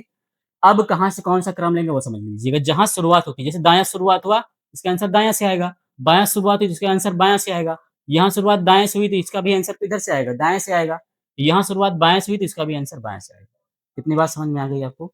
रूल याद आ गए? दायाँ से दायाँ माइनस कर देंगे, आंसर दायाँ आएगा। बायाँ से बायाँ माइनस कर देंगे, आंसर बाएँ से आएगा। दायाँ से बायाँ प्लस करेंगे, इसका आंसर दाएँ से हम कलेक्ट करेंगे। बाएँ से बायाँ, इसका भी आंसर हम बाएँ से कलेक्ट करेंगे उसको ऐड करके। इतनी आपकी प्लेस वैल्यू स्थानिक मान पर आधारित प्रश्न है। सबसे पहले हम क्वेश्चन पर आते हैं। साधारण क्रम, यहाँ से 2 क्रम बनते हैं, साधारण क्रम और विपरीत क्रम। साधारण क्रम और विपरीत क्रम। अगर मैं साधारण क्रम की बात करूँ यानी A to Z, A, B, C, Z अगर ऐसे में चलता हूँ तो ये आपका साधारण क्रम है, विपरीत क्रम नहीं है। मतलब जैसे अल्फ़ाबेट होता है वैसे हम चीज़ों को लिख दें ए, बी, सी, डी, ई, एफ, जी करके ज़ेड तक, तो ये आपका साधारण क्रम है। अब यहाँ से क्वेश्चन बोला गया क्या कि वर्णमाला में बाएँ से 10वें अक्षर के दाएँ छठवां अक्षर कौन-सा होगा? वर्णमाला में बाएँ से 10वें अक्षर के वर्णमाला में बाएँ 10वें अक्षर के दाएँ छठवां अक्षर क्या होगा? अब आप बोलोगे सर बायाँ है, बायाँ से 10वां और ये दाएँ से है, ये दाएँ से है, ये बायाँ है और ये दायाँ है, दोनों क्या हैं? विपरीत हैं। तो इसको ऐड कर दो, बायाँ से है 10वां और दाएँ से है छठवां, तो 10 और 6 16। अगर ये दोनों कॉमन होता तो यहाँ जो हमने ऐड किया है, वो हम कर देते माइनस। इतनी बात समझ में आ गई? दोनों विपरीत हैं मतलब एक बायाँ है, एक दायाँ है तो हम क्या कर देंगे? ऐड कर देंगे। इतनी बात समझ में आ गई? दोनों सेम होते मतलब बायाँ और बायाँ दिया होता या दायाँ और दायाँ दिया होता तो उस कंडीशन में हम माइनस कर देते। इतनी बात क्लियर हुई आपकी? अब यहाँ पे जो आप समझेंगे बायाँ से क्रम है, बायाँ से क्रम है, बायाँ से क्या है आपका? ये आया है किधर से आंसर? बायाँ से। शुरुआत कहाँ से हुई भैया आपकी? शुरुआत आपकी हुई है बाएँ से ना तो हमारा बेस हमेशा बायाँ रहेगा। हमेशा बेस क्या रहेगा? बायाँ। और जब भी बाएँ से आंसर आ जाए तो जो नंबर आया वही प्लेस वैल्यू होती है। 16 की प्लेस वैल्यू कितनी किसकी होती है? P की 16 वैल्यू होती है तो इसका आंसर हो जाएगा P। इसका आंसर क्या हो जाएगा? P। इसको आप और अच्छे से समझिए। मान लीजिए एक अल्फ़ाबेट मैं लिख देता हूँ A, B, C, D, E, F, G, H, I, J, K, L, M, N, O, P, Q, R, S, T, U, V, W, X, Y और Z ऐसे हमने लिख दिया, ठीक है? हमने आपसे बोला इसको समझना आप बात को। हमने आपसे बोला अगर हम दाएँ से चलेंगे तो दायाँ आपका ये है ना, दायाँ आपका ये है तो दायाँ मतलब हम इधर से आएँगे, ठीक है? और जब भी बायाँ बोला जाएगा तो हम मतलब शुरू क्रम से आ रहे हैं। ये होगा है बायाँ क्रम, बाएँ से। अगर आप अल्फ़ाबेट को ऐसे सेट कर दो, ठीक है? इधर आपका होगा ए, बी, सी, डी करके ऐसे, इधर से हो जाएगा ज़ेड, वाई करके ऐसे। तो जो भी आपका बायाँ क्रम होगा वो होगा आपका ए से शुरुआत होता है, ये बायाँ क्रम होगा। जो आपका ज़ेड शुरू होगा ये आपका दाएँ से क्रम हो जाएगा।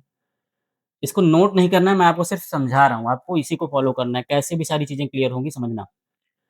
मैंने आपसे बोला क्या कि बाएँ से 10वां, बाएँ से भैया 10वां अक्षर कौन-सा होगा? 1, 2, 3, 4, 5, 6, 7, 8, 9, 10 बाएँ से 10वां जे की प्लेस वैल्यू भी कितनी होती है आपकी? अब आप बोलोगे सर जे की प्लेस वैल्यू भी तो 10 होती है, तो बाएँ से 10वां हो गया, इतना समझ गए? अक्षर के दाएँ छठवां अक्षर, अब मान लीजिए जे बैठा है इधर, जे बैठा है इधर, इसका दायाँ क्या होगा? इसका दायाँ ये हो जाएगा दायाँ, ये हो जाएगा इसका बायाँ। ठीक है?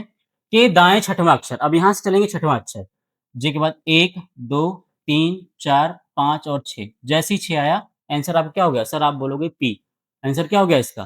पी हो गया इसका आंसर। तो इसको ड्रॉ करने से अच्छा है कि आप सीधा कैलकुलेट कर लो। जब आपके पास रूल है, तो सीधा प्लेस वैल्यू आपको पता ही है, तो सीधे इसको कैलकुलेट कर लो। भैया हमसे बोला इसने कि बाएँ से, हालाँकि ये 2 है तो आसान है, अगर 3 कर देंगे, 4 कर देंगे तो आप कन्फ्यूज़ हो जाओगे। इसलिए फ़ॉर्मूला सबसे बेस्ट है। वर्णमाला में बाएँ से 10वें अक्षर, बाएँ 10वां अक्षर तो ले लिया भैया 10 ऐड कर दिया, के दाएँ 10वां, अब दोनों विपरीत हैं, ये बायाँ है, ये दायाँ है, दोनों को ऐड करो 10 और 6 16। अब जब इसका आंसर ही बाएँ से आ रहा है, तो जो इस क्रम पे आया, उसको सीधा-सीधा उसकी प्लेस वैल्यू रखो। 16 की प्लेस वैल्यू किसकी होती है? पी की होती है, यही आपका आंसर हो गया। इतना समझ गए आप? इतना समझ गए? अगर ना समझ में आया तो अगले क्वेश्चन पे ज़रूर समझाएँगे। इसके बाद भी अगर आपको डाउट रह जाए, तो कमेंट सेक्शन मैंने आपके लिए ओपन रखा है, आप उसमें कमेंट कर दीजिएगा, सर एक बार फिर से कॉन्सेप्ट समझा दीजिएगा। तो नेक्स्ट जब भी रीज़निंग की क्लास होती है, तो मैं आपको सबसे पहले ये कॉन्सेप्ट क्लियर करूँगा, उसके बाद आगे बढ़ूँगा, ठीक है? बाएँ से 8वें अक्षर के बाएँ, देखो अब इसकी शुरुआत किधर से हो रही है भैया आपकी? दाएँ से। दाएँ से शुरुआत हुई, समझना, दाएँ से 8वां अक्षर, तो इधर क्या है बायाँ, दोनों क्या है एक-दूसरे के विपरीत हैं, दायाँ है और बायाँ है तो ऐड कर देंगे, ये है बाएँ से, इसको ऐड करो 10 और 8 18, लेकिन ये आंसर किधर से आया? दायाँ से, क्योंकि शुरुआत किधर से हुई? दाएँ से। शुरुआत किधर से हुई? दाएँ से, तो इसका आंसर किधर से आया? दाएँ से।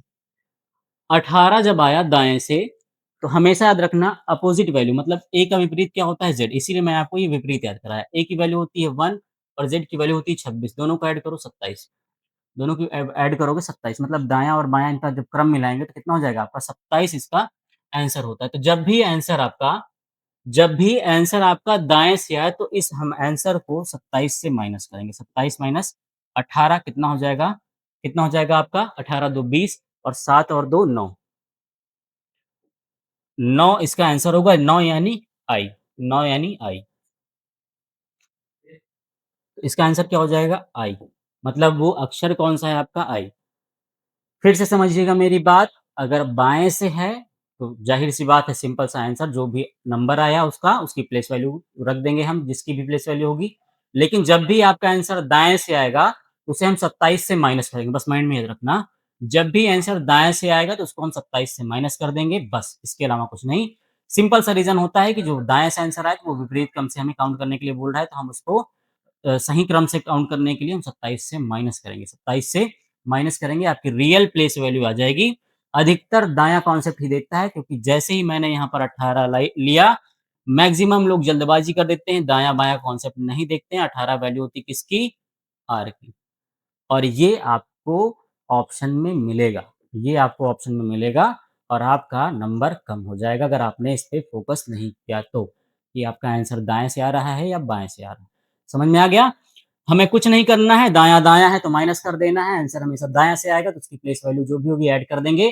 अगर बायाँ-बायाँ से आया सॉरी मैं फिर से रिपीट कर रहा हूँ कि जब भी कॉन्सेप्ट बायाँ-बायाँ का रहेगा तो माइनस कर देंगे और बायाँ का जो भी प्लेस वैल्यू आएगी ऐड कर देंगे। दायाँ-दायाँ का जो कॉन्सेप्ट रहेगा, उस कंडीशन में भी हम माइनस करेंगे, लेकिन वहाँ पे आंसर दाएँ से आएगा, तो उस कंडीशन में हम जो हमें आंसर मिलेगा, उसे हम 27 से माइनस करेंगे और उसके बाद जो आंसर मिलेगा, वो हमारा राइट आंसर होगा। अगर बायाँ और दायाँ कॉन्सेप्ट है, ऐड कर देंगे, बायाँ शुरुआत है, तो प्लेस वैल्यू जो भी होगी रख देंगे। दायाँ और बायाँ कॉन्सेप्ट है, तो ऐड करेंगे, लेकिन यहाँ पर दाएँ शुरुआत हो रही है, तो हमें उसे 27 से माइनस कर देना है, बस। इतना सिंपल सा कॉन्सेप्ट है। अगर इतना समझ में आ गया, तो अब आपको वर्णमाला में कुछ और एक्स्ट्रा जानने की ज़रूरत नहीं है क्योंकि सारी चीज़ें इसी के इर्द-गिर्द घूमती रहती हैं। पूरा वर्णमाला कितना भी टफ क्वेश्चन बनाएगा, कितना भी ईज़ी क्वेश्चन बनाएगा, इसी पर आधारित होता है अगर आपको जोड़ना-घटाना आ गया तो। ये 4 फ़ॉर्मूले आपके पूरे वर्णमाला से पूरे नंबर दिलाने की पूरी क्षमता रखते हैं, अगर ये 4 फ़ॉर्मूले याद हैं। लेकिन अगर आप ए टू ज़ेड लिखकर चीज़ों को सॉल्व करते हो, तो बहुत ज़्यादा चांसेज़ हैं कि आप कन्फ्यूज़ होने वाले हो और आपका आंसर गलत आने वाला है। ठीक है? तो ए टू ज़ेड छोड़ेंगे, अपने कॉन्सेप्ट पर चलेंगे। अब देखिए थोड़ा-सा टफ क्वेश्चन रखा है मैंने, ठीक है? अब यहाँ पर मैंने 3 चीज़ें रखी हैं। अब इस कंडीशन में जब आपको वर्णमाला डिज़ाइन करना पड़ेगा ना, तो आप कन्फ्यूज़ हो जाओगे और सर खुजाते हुए बाहर निकलोगे सेंटर से। सर खुजाते हुए बाहर निकलोगे और बोलोगे सर बहुत ज़्यादा घुमा दिया, तो सर इसका नया कॉन्सेप्ट बताइए। आप सर हैं तो इसका नया कॉन्सेप्ट बताइए। कोई नया कॉन्सेप्ट नहीं है भैया, आपका दायाँ-बायाँ आपके पास है। उसी एक सिंपल कॉन्सेप्ट से आपसे चीज़ें सॉल्व करनी है। भैया, शुरुआत कहाँ से हो रही है आपकी? शुरुआत हो रही है वर्णमाला के बाएँ से। वर्णमाला के बाएँ से बात कर दी तो हमने स क्या करना है? बायाँ मतलब सबसे ज़्यादा आराम की बात है ये। बायाँ मतलब हमें सीधा-सीधा लास्ट में 27-27 से हमें कोई मतलब नहीं है। अगर दाएँ शुरुआत कर देता तो हमें 27 से मतलब था।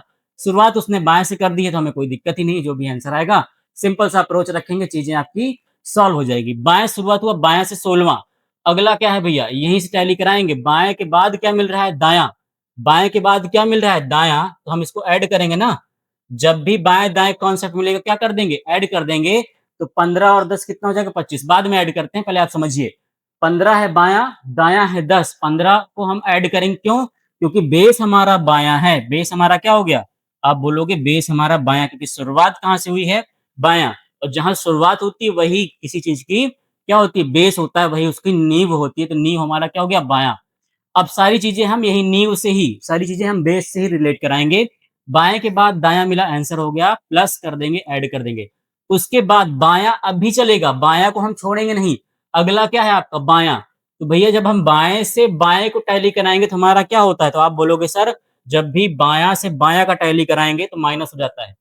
बाएँ से बाएँ को जब टैली कराएँगे तो माइनस हो जाएगा। तो इस कंडीशन में माइनस का 7 रख देंगे, माइनस का 7 रख देंगे। और कोई आगे है? हाँ भैया एक और है। क्या है? के दाएँ चौथा, के दाएँ चौथा। अब यहाँ से चलेंगे बायाँ, बायाँ के दाएँ बोल रहा है ना, तो बायाँ और दायाँ क्या है? जब भी बाएँ से दाएँ जाते हैं तो ऐड कर देंगे। इतनी बात समझ में आ गई? इतनी बात समझ में आई, हमारा जो शुरुआत का कॉन्सेप्ट होगा, वही हमारा बेस हो जाएगा, सारी चीज़ें उसी से हम टैली कराएँगे। बायाँ हमारा था 15, 15 है, यहाँ पे 16 मैंने रखा है, इसको करेक्ट करेंगे आप, इसको करेक्ट करेंगे। है।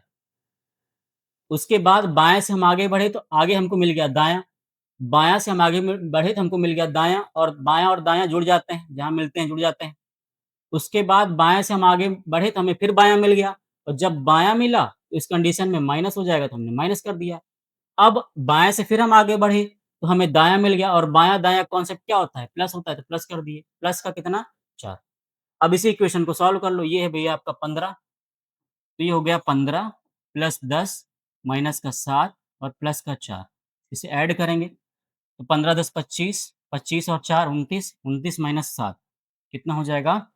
25 32 सॉरी 22, 22 इसका आंसर हो जाएगा, 25 4 29 माइनस 7 22 और इस ये आंसर कहाँ से आया? क्योंकि शुरुआत बाएँ से हुई है, तो ये बायाँ से है। ये कहाँ से है? बायाँ से है और जब बायाँ से है तो हमें कुछ भी घटाने बढ़ाने की ज़रूरत नहीं है। 22 किसकी प्लेस वैल्यू होती है? आप बोलोगे सर 22 वी की होती है। 22 किसकी होती है? वी की। तो वो आपका अल्फ़ाबेट क्या हो जाएगा? वी। आपका आंसर क्या हो जाएगा? वी। अब आपको बहुत ज़्यादा परेशान होने की ज़रूरत नहीं है। क्यों? क्योंकि अब आपके पास माइंड में क्या है? फ़ॉर्मूला है, दायाँ-बायाँ कॉन्सेप्ट है।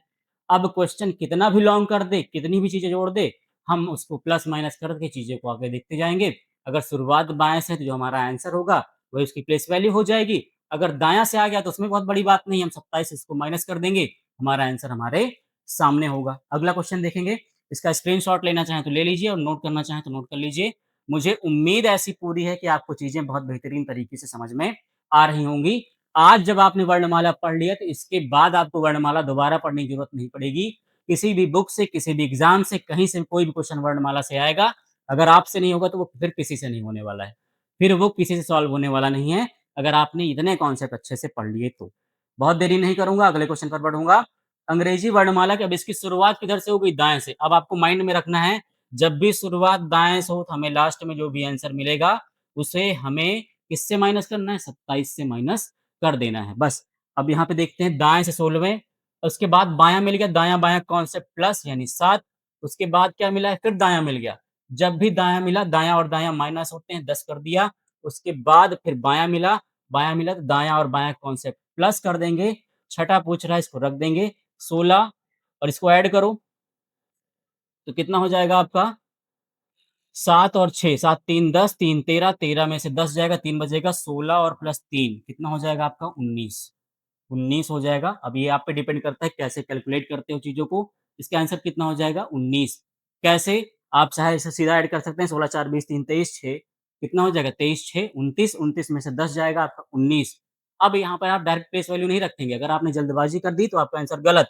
दायाँ हमारे माइंड में है, जब भी आंसर आपका दाएँ से आए, हमें उसे प्लेस वैल्यू से माइनस कर देना है। कितने से? 27 से। तो 27 में से 19 जाएगा तो अब आप बोलो कितना होगा? 19 1 20 यानी 8। ठीक है, कितना हो जाएगा? 8। कैसे? 19 1 20, 20 में 7 जोड़ेंगे कितना हो जाएगा? 27 यानी 1 इधर एक्स्ट्रा था, 7 और 1 8 हो गया और 8 किसकी प्लेस वैल्यू होती है? आप बोलोगे सर एच की। तो आपका अल्फ़ाबेट क्या हो गया? एच। आपका अल्फ़ाबेट क्या हो जाएगा? आपका अल्फ़ाबेट हो जाएगा एच। आपका अल्फ़ाबेट कितना होगा? एच। अब आपको यहाँ से कोई भी दिक्कत नहीं आने वाली है, कैसा भी घुमा के क्वेश्चन आ जाए आपके पास, दायाँ-बायाँ का माइंड में हमारे कॉन्सेप्ट है, प्लस करना होगा प्लस कर देंगे, माइनस करना होगा माइनस कर देंगे, सारी चीज़ें आपकी यहाँ से क्लियर होने वाली हैं।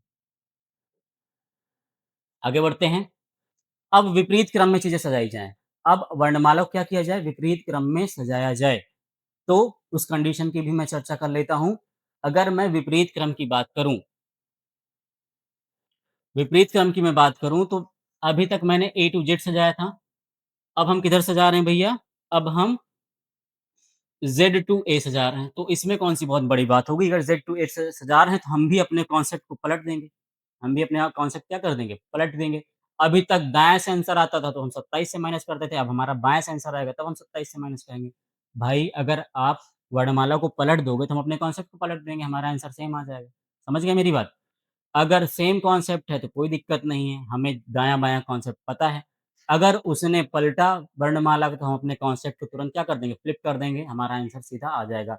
मेरा कहने का मतलब सिंपल सा इतना है कि जब सीधे क्रम में था, तो बाएँ से जो प्लेस वैल्यू आती थी वो करेक्ट थी, लेकिन अब जब विपरीत क्रम में है, तो जो दाएँ से प्लेस वैल्यू आएगी वो करेक्ट होगी, जो बाएँ से होगी उसमें हम 27 से माइनस करेंगे। उसमें हम 27 से माइनस करेंगे, बाकी कोई चीज़ें को हमको बदलने की ज़रूरत नहीं है। क्वेश्चन की शुरुआत बाएँ से हो रही है, यदि अंग्रेजी वर्णमाला को विपरीत क्रम में सजाया जाए, तो बाएँ से 12वें अक्षर बाएँ से 12वें अक्षर के बाएँ 7वाँ, भाई बायाँ और बायाँ है तो -7 कर दें। बायाँ और बायाँ है तो माइनस करेंगे ना। 12 में से 7 गया, 7 3 10, 7 5 12, 5 हो जाएगा, लेकिन ये आया कहाँ से आंसर? ये आया है बाएँ से। ये आया है कहाँ से? बाएँ से। अगर सेम क्रम होता तो आपका आंसर हो जाता, यानी साधारण क्रम होता तो आपका आंसर ई हो जाता। लेकिन ये विपरीत क्रम में सजाया गया तो इसको 27 से माइनस कर देंगे। भाई आपने कॉन्सेप्ट पलट दिया, हम 27 माइनस 5 क्यों नहीं कर सकते हैं? 27 में से 5 जाएगा, आपका बचेगा 22। इस कंडीशन में भी आपका आंसर बी हो जाएगा। इस कंडीशन में आपका आंसर क्या हो जाएगा? आप कहोगे सर बी हो जाएगा। इस कंडीशन में इसका आंसर बी हो जाएगा। क्यों? 27 में से 5 गया 22। 27 में से 5 गया 22 और 22 किसकी प्लेस वैल्यू होती है? बी। समझ गए इतनी बात? अगर उसने वर्णमाला को विपरीत किया, हालाँकि इस लेवल तक वो जाता नहीं किसी एग्ज़ाम में, लेकिन मेरा काम है आपको सब कुछ पढ़ाना। मेरा काम है आपको सब कुछ पढ़ाना, कैसे भी क्वेश्चन आ जाए आपसे छूटे नहीं। ठीक है? 27 माइनस 5 यानी 22 और 22 किसकी प्लेस वैल्यू होती है? वी। मैंने माइनस क्यों किया जबकि आंसर बाएँ से आया? क्योंकि वर्णमाला अपना विपरीत क्रम में है। तो विपरीत क्रम में जब भी वर्णमाला रहे, तो बाएँ से आएगा तो उसको 27 से माइनस करेंगे, जब दाएँ से आएगा तो उसको चेंज करने की ज़रूरत नहीं है। इतना समझ गए आप? अगले क्वेश्चन पर चलते हैं। यदि अंग्रेजी वर्णमाला के विपरीत क्रम में सजाया जाए, तो वो दाएँ से 18, अब देखो दाएँ से ये शुरुआत है तो हमें कोई भी चेंज करने की ज़रूरत है नहीं। दाएँ से शुरुआत है, दाएँ से 18 के बाएँ, दायाँ और बायाँ कॉन्सेप्ट बन रहा है तो इसको जोड़ दो। 18 और 2 20 हो जाएगा और 18 और 2 20, यानी अब ये दाएँ से है तो हमें चेंज करने की ज़रूरत नहीं है, इसका आंसर हो जाएगा टी। इसका राइट आंसर क्या हो जाएगा? टी। अब आपकी चाहे दाएँ से क्वेश्चन आए, चाहे बाएँ से क्वेश्चन आए, अब आपको यहाँ से कोई मिस्टेक मिलने वाली नहीं है। चीज़ें अब आपकी क्लियर है। ठीक है? इस क्वेश्चन का आंसर मैं आप सबके लिए छोड़ता हूँ। इसका क्वेश्चन का आंसर करेंगे आप। थोड़ा-सा लॉन्ग क्वेश्चन है लेकिन सॉल्व करेंगे सेम पैटर्न पर, बस इसमें केवल आपकी शुरुआत यहाँ से बाएँ से हो रही है तो हमें लास्ट में क्या कर देना है? 27 से माइनस कर देना है बस। इसका आंसर आप लोग कमेंट करेंगे। इस सभी का आंसर का मैं वेट करूँगा, इसका आंसर आप लोग कमेंट करेंगे। बहुत बेसिक सा क्वेश्चन है। इस क्वेश्चन को मैं बता देता हूँ ताकि उस क्वेश्चन का आंसर आप कर सकें। यदि अंग्रेजी वर्णमाला को विपरीत क्रम में सजाया जाए तो बाएँ से शुरुआत हो रही है तो कोई बात नहीं। बाएँ से शुरुआत हो रही है तो हमें लास्ट में 27 से माइनस कर देना। बाएँ से 15वें अक्षर के बाएँ -9 के दाएँ प्लस कर देंगे चौथा। क्यों? क्योंकि बाएँ से शुरुआत हो रही है ना, बाएँ हमारा प्लेस वैल्यू हो गया। बाएँ के बाद बायाँ मिल गया तो माइनस कर देंगे। फिर बाएँ के बाद हमें क्या मिल गया? दाएँ, तो उसको ऐड कर देंगे। फिर उसके बाद दायाँ मिला है तो हमारा बेस हमेशा यही रहेगा, इसे टैली कराएँगे तो फिर प्लस का 5 हो जाएगा। 5वाँ अक्षर क्या होगा ये आपसे पूछा गया है। तो 15 में से 9 जाए कितना बचेगा? 5 और 4 9, तो 9 से 9 माइनस हो गया। आपका आया आंसर कितना? 15, और ये आया है बाएँ से। और जब भी आंसर आएगा बाएँ से और विपरीत क्रम में हो तो इसे हम 27 से माइनस करेंगे। 27 माइनस 15, तो 7 में से 5 गया 2, 2 में से 1 गया, 1 बचेगा, तो 12 किसका होता है? आप बोलोगे सर एल की प्लेस वैल्यू है, तो इसका आंसर क्या हो जाएगा आपका? एल। आपका आंसर कितना हो जाएगा? एल इस क्वेश्चन का राइट आंसर है। आपको कोई भी वर्णमाला ड्रॉ करने की ज़रूरत नहीं है, ना तो ऐसे-ऐसे करके काउंट करने की ज़रूरत है। आपका सीधा आंसर आपके सामने होगा, बस बेसिक सा कॉन्सेप्ट है, इसको आप अप्लाई कर दोगे। अब आप क्रम कैसा भी हो, चाहे साधारण क्रम हो, चाहे विपरीत क्रम हो, अब आप बिल्कुल पक्के हो चुके हो अपने कॉन्सेप्ट पे। अब आप अपने कॉन्सेप्ट पे बिल्कुल पक्के हो चुके हो। आगे बढ़ेंगे, आपका अगला टाइप है 5वाँ, सेकंड लास्ट इसको मैं बोलूँगा, इसके बाद लास्ट टाइप है, आपका कंप्लीट हो जाएगा। वर्णमाला अब आपसे गलत नहीं होने वाला है इसके बाद। अब आप समझिएगा ऑड इवन का कॉन्सेप्ट, ये है हालाँकि बैंकिंग का क्वेश्चन, बैंकिंग का ये कॉन्सेप्ट होता है। अभी तक ये आपका एसएससी, जीडी, पुलिस वगैरह में देखने को नहीं मिला है, लेकिन जो तरीका चल रहा है, जो 5 चीज़ें चल रही हैं, पेपर बनाने की, तो बहुत ज़्यादा संभावना है कि आपको बहुत जल्द ये आपके आगामी एग्ज़ाम में देखने को मिलेगा। है ये, यहाँ से आपके बैंकिंग के कॉन्सेप्ट शुरू होते हैं, लेकिन आपको पढ़ना सभी है, इम्पोर्टेंट है। क्या? यदि ए से शुरू, सबसे पहले हम इवन की बात करेंगे। इवन की मैं बात करूँगा, समझना, क्वेश्चन की ये लैंग्वेज दी जाएगी, आप कन्फ्यूज़ ना होइएगा। क्वेश्चन की लैंग्वेज ये आपको दी जाएगी तो आपको परेशान होने की ज़रूरत नहीं है। उसकी शुरुआत यहीं से होगी। यदि ए से शुरू करते हुए प्रत्येक दूसरा अक्षर हटा दिया जाए, प्रत्येक दूसरा अक्षर हटा दिया जाए तो, अब ये समझना जब भी ए से शुरुआत होगी, मान लीजिए एबीसीडी लिखा है आपने, ए, बी, सी, डी, ई, एफ, एफ, जी ऐसे करके चीज़ें आपने लिखी हैं, ठीक है? और कहाँ से शुरुआत करते हुए? ए से शुरुआत करते हुए। इसको जब हटाएँगे ए के बाद, ई के बाद, जी हटेगा तो यहाँ पर आपको क्या मिलेगा? यहाँ पर आपको मिलेगा अब यहाँ समझिए ए से जब हमने हटाना शुरू किया तो यहाँ पर आपको मिला बी, यहाँ पर डी, एफ ऐसे करके मिलेगा। आपको कितने टोटल मिलेंगे? यहाँ पे आपको टोटल 13 अल्फ़ाबेट मिलेंगे। ए तो हट गया तो B, D, F, H, J, L, N, P, R, T, V, X और ज़ेड, ठीक है? अब इनकी हम रियल वैल्यू लिख लेंगे। बी की प्लेस वैल्यू कितनी होती है? आप बोलोगे सर 2 होती है। डी की कितनी होती है? 4 होती है। एफ की कितनी होती है? 6, एच की 8 होती है, जे की होती है 10, एल की होती है 12, एन की होती है 14, पी की होती है 16, आर की होती है 18, टी की होती है 20, वी की होती है 22, एक्स की होती है 24 और जेड की होती है 26। ये आपको प्लेस वैल्यू मैंने याद करवाया है। समझ गए? अब लेकिन इनका क्रम देखो, इनका क्रम अब तो घट गए ना, अब अल्फ़ाबेट कितने बचे आपके? 13 ही तो बचे। हर दूसरा तो हट गया, तो बचे कितने? 13 बचे आपके। तो अगर इसको सही सेट करोगे तो आप देखोगे 1, 2, 3, 4, 5, 6, 7, 8, 9, 10, 11, 12, 13 13 टोटल अल्फ़ाबेट मिले। लेकिन जब आप इसको टैली कराओगे, ऊपर से नीचे तो ये दोगुना है, 1 का दुगुना, ये 2 का दुगुना है, 2 का 4, 3 का 6 हो रहा है, 4 का 8 हो रहा है, तो 5 का 10 हो रहा है, 6 का 12 हो रहा है, 7 का 14 हो रहा है, 8 का 16 हो रहा है, 9 का 18 हो रहा है, 10 का 20 हो रहा है, 11 का 22, 12 का 24 और 13 का 26 हो रहा है। मतलब जो भी हम उसकी प्लेस वैल्यू ले रहे हैं, एक्चुअल में उसकी वो डबल वैल्यू है, एक्चुअल में वो उसकी डबल वैल्यू है। अब आप समझ गए होंगे यहाँ से। अब यहाँ से क्वेश्चन कैसे बनता है? आपका यही दायाँ-बायाँ वाला कॉन्सेप्ट यहाँ पे भी चलेगा। बस अब आपको चीज़ों को दुगुना करना पड़ेगा, सिंपल सी बात है भैया 13 का दुगुना कर रहे हैं 26 तो आंसर जो भी आएगा उसको हम दुगुना कर देंगे अगर इवन का कॉन्सेप्ट है। देख लेते हैं, क्वेश्चन देख लेते हैं। बाएँ से चौथे अक्षर के दाएँ 5वाँ, बायाँ और दायाँ, बाएँ से शुरुआत हो रही है। बाएँ से जब शुरुआत हो रही है, बायाँ से चौथा, चौथा है आपका बायाँ से, बायाँ से 9वाँ, तो हमें कुछ भी चेंज करने की ज़रूरत नहीं क्योंकि आंसर ऑलरेडी क्या आ रहा है? ऑलरेडी आपका बाएँ से आ रहा है, तो कुछ भी चेंज करने की ज़रूरत नहीं है। तो 9 और दूना कर दो 18, 18 किसकी वैल्यू होती है? तो आप बोलोगे सर R की वैल्यू होती है। हमारा आंसर क्या हो जाएगा? हमारा आंसर हो जाएगा R, हमारा आंसर हो जाएगा R। समझ गए मेरी बात? इतना क्लियर हुआ? चलो, अगले क्वेश्चन को देखते हैं। यदि ए से प्रारंभ करते हुए प्रत्येक दूसरा अक्षर वर्णमाला से हटा दिया जाए तो बाएँ से 5वाँ, अब यहाँ देखो शुरुआत बाएँ से हो रही है फिर से, शुरुआत हो रही है बाएँ से 5वाँ, बाएँ से 5वाँ, अक्षर के बाएँ तीसरा, अक्षर कौन-सा होगा? दोनों बायाँ और बायाँ तो घटा दो, 5 में से 3 गया 2 और 2 दूना 4 इसका आंसर है और 4 किसका होता है? डी इस क्वेश्चन का राइट सॉल्यूशन है। इस क्वेश्चन का राइट सॉल्यूशन क्या है आपका? डी इस क्वेश्चन का राइट आंसर है। हमारे माइंड में बायाँ और दायाँ कॉन्सेप्ट हमेशा रहना चाहिए, वहाँ से चीज़ें आपको सॉल्व करना बहुत आसान हो जाएगा। अब ऑड की मैं बात कर लेता हूँ, मुझे उम्मीद है कि आपको समझ में आ गया होगा। एक बात आपके माइंड में आ रही होगी कि अगर इसको हमने दाएँ से शुरू कर दिया होता तो क्या होगा? समझ लो इसको भी।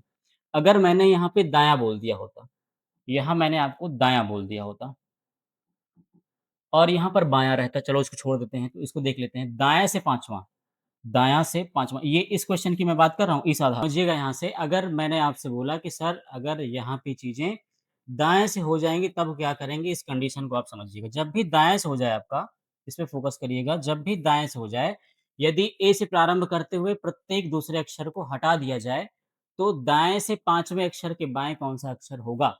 ये आपसे बोला गया। तो इस कंडीशन में आप समझेंगे, दाएँ से जब मैंने बोला आपसे, दायाँ है ये आपका, दाएँ से 5वाँ, ठीक है? के बाएँ तीसरा, भैया दायाँ और बायाँ कौन से बना? तो आप बोलोगे ऐड करेंगे, आप बोलोगे सर हम इसे ऐड करेंगे, हम इसे ऐड करेंगे। तो 5 और 3 ऐड कर देंगे कितना आ जाएगा 8। लेकिन इसकी शुरुआत कहाँ से हो रही है? इसकी शुरुआत हो रही है आपके दाएँ से। अब हम यहाँ पे आंसर कैसे कैलकुलेट करेंगे? देखिए, जब आपकी वैल्यू अल्फ़ा वर्णमाला में जब आप ए से जेड तक रखे थे, तो आप देख रहे थे ए की वैल्यू थी 1 और ज़ेड की वैल्यू थी 26 तो 26 और 1 7 लेकिन अब हर दूसरा अल्फ़ाबेट हट चुका है। इस कंडीशन में आपके पास वर्णमाला कितने बचे? आपके पास वर्णमाला बचे हैं केवल 13। 13 जब आपके पास वर्णमाला बचे, तो पहला तो पहले नंबर पे होगा और 13वां 13वें नंबर पे होगा, तो दोनों को ऐड कर दो कितना हो जाएगा? आप बोलोगे सर 13 और 1 14 तो जब भी आपका कॉन्सेप्ट सेम वही है, जब वहाँ पे दायाँ से आता था तो हम 27 से माइनस करते थे, लेकिन जब एलिमिनेट करके दिया गया तो कोई दिक्कत नहीं है भैया, हम उसको भी चेक कर लेंगे। जब भी एलिमिनेट कर दिया जाएगा तो हम उसे 14 से माइनस कर देंगे, तो 14 से माइनस करेंगे 14 माइनस 8। जब भी दाएँ से आएगा, हम इसे किससे माइनस करेंगे? 14 से घटा देंगे या माइनस कर देंगे, आपका आंसर आपके सामने होगा। तो 14 माइनस 8 करेंगे कितना आ जाएगा? 6। क्या 6 इसका राइट आंसर है? नहीं। क्यों? क्योंकि हमें इसे डबल करना है, दोगुना करना है मैंने आपको समझाया। तो 6 दूना 12 इस क्वेश्चन का राइट आंसर हो जाएगा यानी एल इस क्वेश्चन का राइट सॉल्यूशन है। इस क्वेश्चन का राइट सॉल्यूशन क्या है आपका? 12 यानी किसकी प्लेस वैल्यू है 12, तो आपको वर्णमाला लिखने की ज़रूरत नहीं है। आप सीधा अपने सिंपल से कॉन्सेप्ट के साथ आप सीधा अल्फ़ाबेट पे जा सकते हो without any change. Without any change इसका आंसर आपके सामने होगा, ठीक है? अब हम बात करेंगे ऑड पर आधारित। ऑड पर आधारित मैं बात करता हूँ आपसे, तो देखो पहली बात तो आपको लैंग्वेज दी जाएगी। अगर ए से एलिमिनेट करेगा तो आप समझ जाना कि वो इवन कॉन्सेप्ट है। अगर बी से एलिमिनेट करेगा तो वो समझ जाना सिंपल सा आपका ऑड कॉन्सेप्ट है। यहाँ पर आप समझिएगा क्वेश्चन की लैंग्वेज कैसे शुरू होगी यदि बी से प्रारंभ करते हुए वर्णमाला के प्रत्येक दूसरे शब्द को हटा दिया जाए तो। ऐसे करके आगे क्वेश्चन दिया जाएगा। इस कंडीशन में आप क्या करोगे? इस कंडीशन में आप ध्यान से देखेंगे सबसे पहले क्या कि ए की प्लेस वैल्यू कितनी होती है 1, सी की कितनी होती है 3, ई की होती है 5, जी की होती है 7, आई की होती है 9, के की होती है 11, एम की होती है 13, ओ की होती है 15, क्यू की 17, एस की 19, यू की 21, डब्ल्यू की 23 और वाई की होती है 25। लेकिन जब मैंने हर दूसरा अल्फ़ाबेट हटा दिया, तो इस कंडीशन में ये 1, 2, 3, 4, 5 क्रम में हम रखे जाएँगे। ए तो आएगा 1, बी सी का आएगा 2, ई का आएगा 3, ई का जी का आएगा 4 आपका, आई का आएगा 5, के का 6 ऐसे करके हम वाई पर जाएँगे तो ये आएगा 13 नंबर पे। अब आप बोलोगे सर हम यहाँ से उसकी प्लेस वैल्यू तक कैसे जाएँगे? मान लीजिए सी से हमें जाना है सी की प्लेस वैल्यू पे रियल वाले पे। अब आप समझना, सी की जब हम रियल वैल्यू पे अब जाएँगे तो समझना कि सी का क्रम यहाँ पर कितना आ रहा है 2 मतलब आंसर जो आपको मिलेगा ना, वो इसी में से कोई मिलेगा, क्योंकि ये तो प्लेस वैल्यू तो हमें फाइंड ही करनी है ना वो अल्फ़ाबेट। तो जब ऊपर वाला ही कोई क्रम मिलेगा आपको, तो इस कंडीशन में हमें क्या करना है, मान लीजिए 2 मिला होता, हमें कोई क्वेश्चन सॉल्व किया होता और हमें आंसर 2 मिला होता, तो समझना इसका दोगुना कर देंगे, 2 दूना 4 और माइनस का 1 कर देंगे, माइनस का 1 कर देंगे तो इसका आंसर आ जाएगा 3 और 3 किसकी प्लेस वैल्यू होती है? सी की प्लेस वैल्यू कितनी होती है? 3 यहाँ से हम सीधा अपने अल्फ़ाबेट पे, अक्षर पे जा सकते हैं। मतलब सिंपल सा मेरा कहने का ये है, जब इवन का कॉन्सेप्ट रहे तो आप उसको दोगुना कर देंगे, जब भी ऑड कॉन्सेप्ट रहे तो आप सिंपल समझना ऑड है तो ऑड कॉन्सेप्ट पर ही चलेगा, उसको दोगुना करके -1 कर देंगे, आपका आंसर आपके सामने होगा। इवन में सिर्फ दोगुना करना है, ऑड में हमें दोगुना करके -1 कर देना है, आपका आंसर आपके सामने आ जाएगा। क्लियर है बात? अब हम क्वेश्चन पर आते हैं। क्वेश्चन है, यदि बी से प्रारंभ करते हुए वर्णमाला के प्रत्येक दूसरे शब्द को हटा दिया जाए, तो बायाँ से पाँचवाँ बोल रहा है भैया, आप समझेंगे बाएँ से पाँचवें की बात मैं करूँ, तो बाएँ से पाँचवाँ बायाँ कॉन्सेप्ट है तो हम बायाँ रखेंगे, बाएँ से पाँचवाँ के दाएँ, बाएँ से मिल रहा है दाएँ तो ऐड कर देंगे 4, 5 और 4 क्योंकि चौथा शब्द है।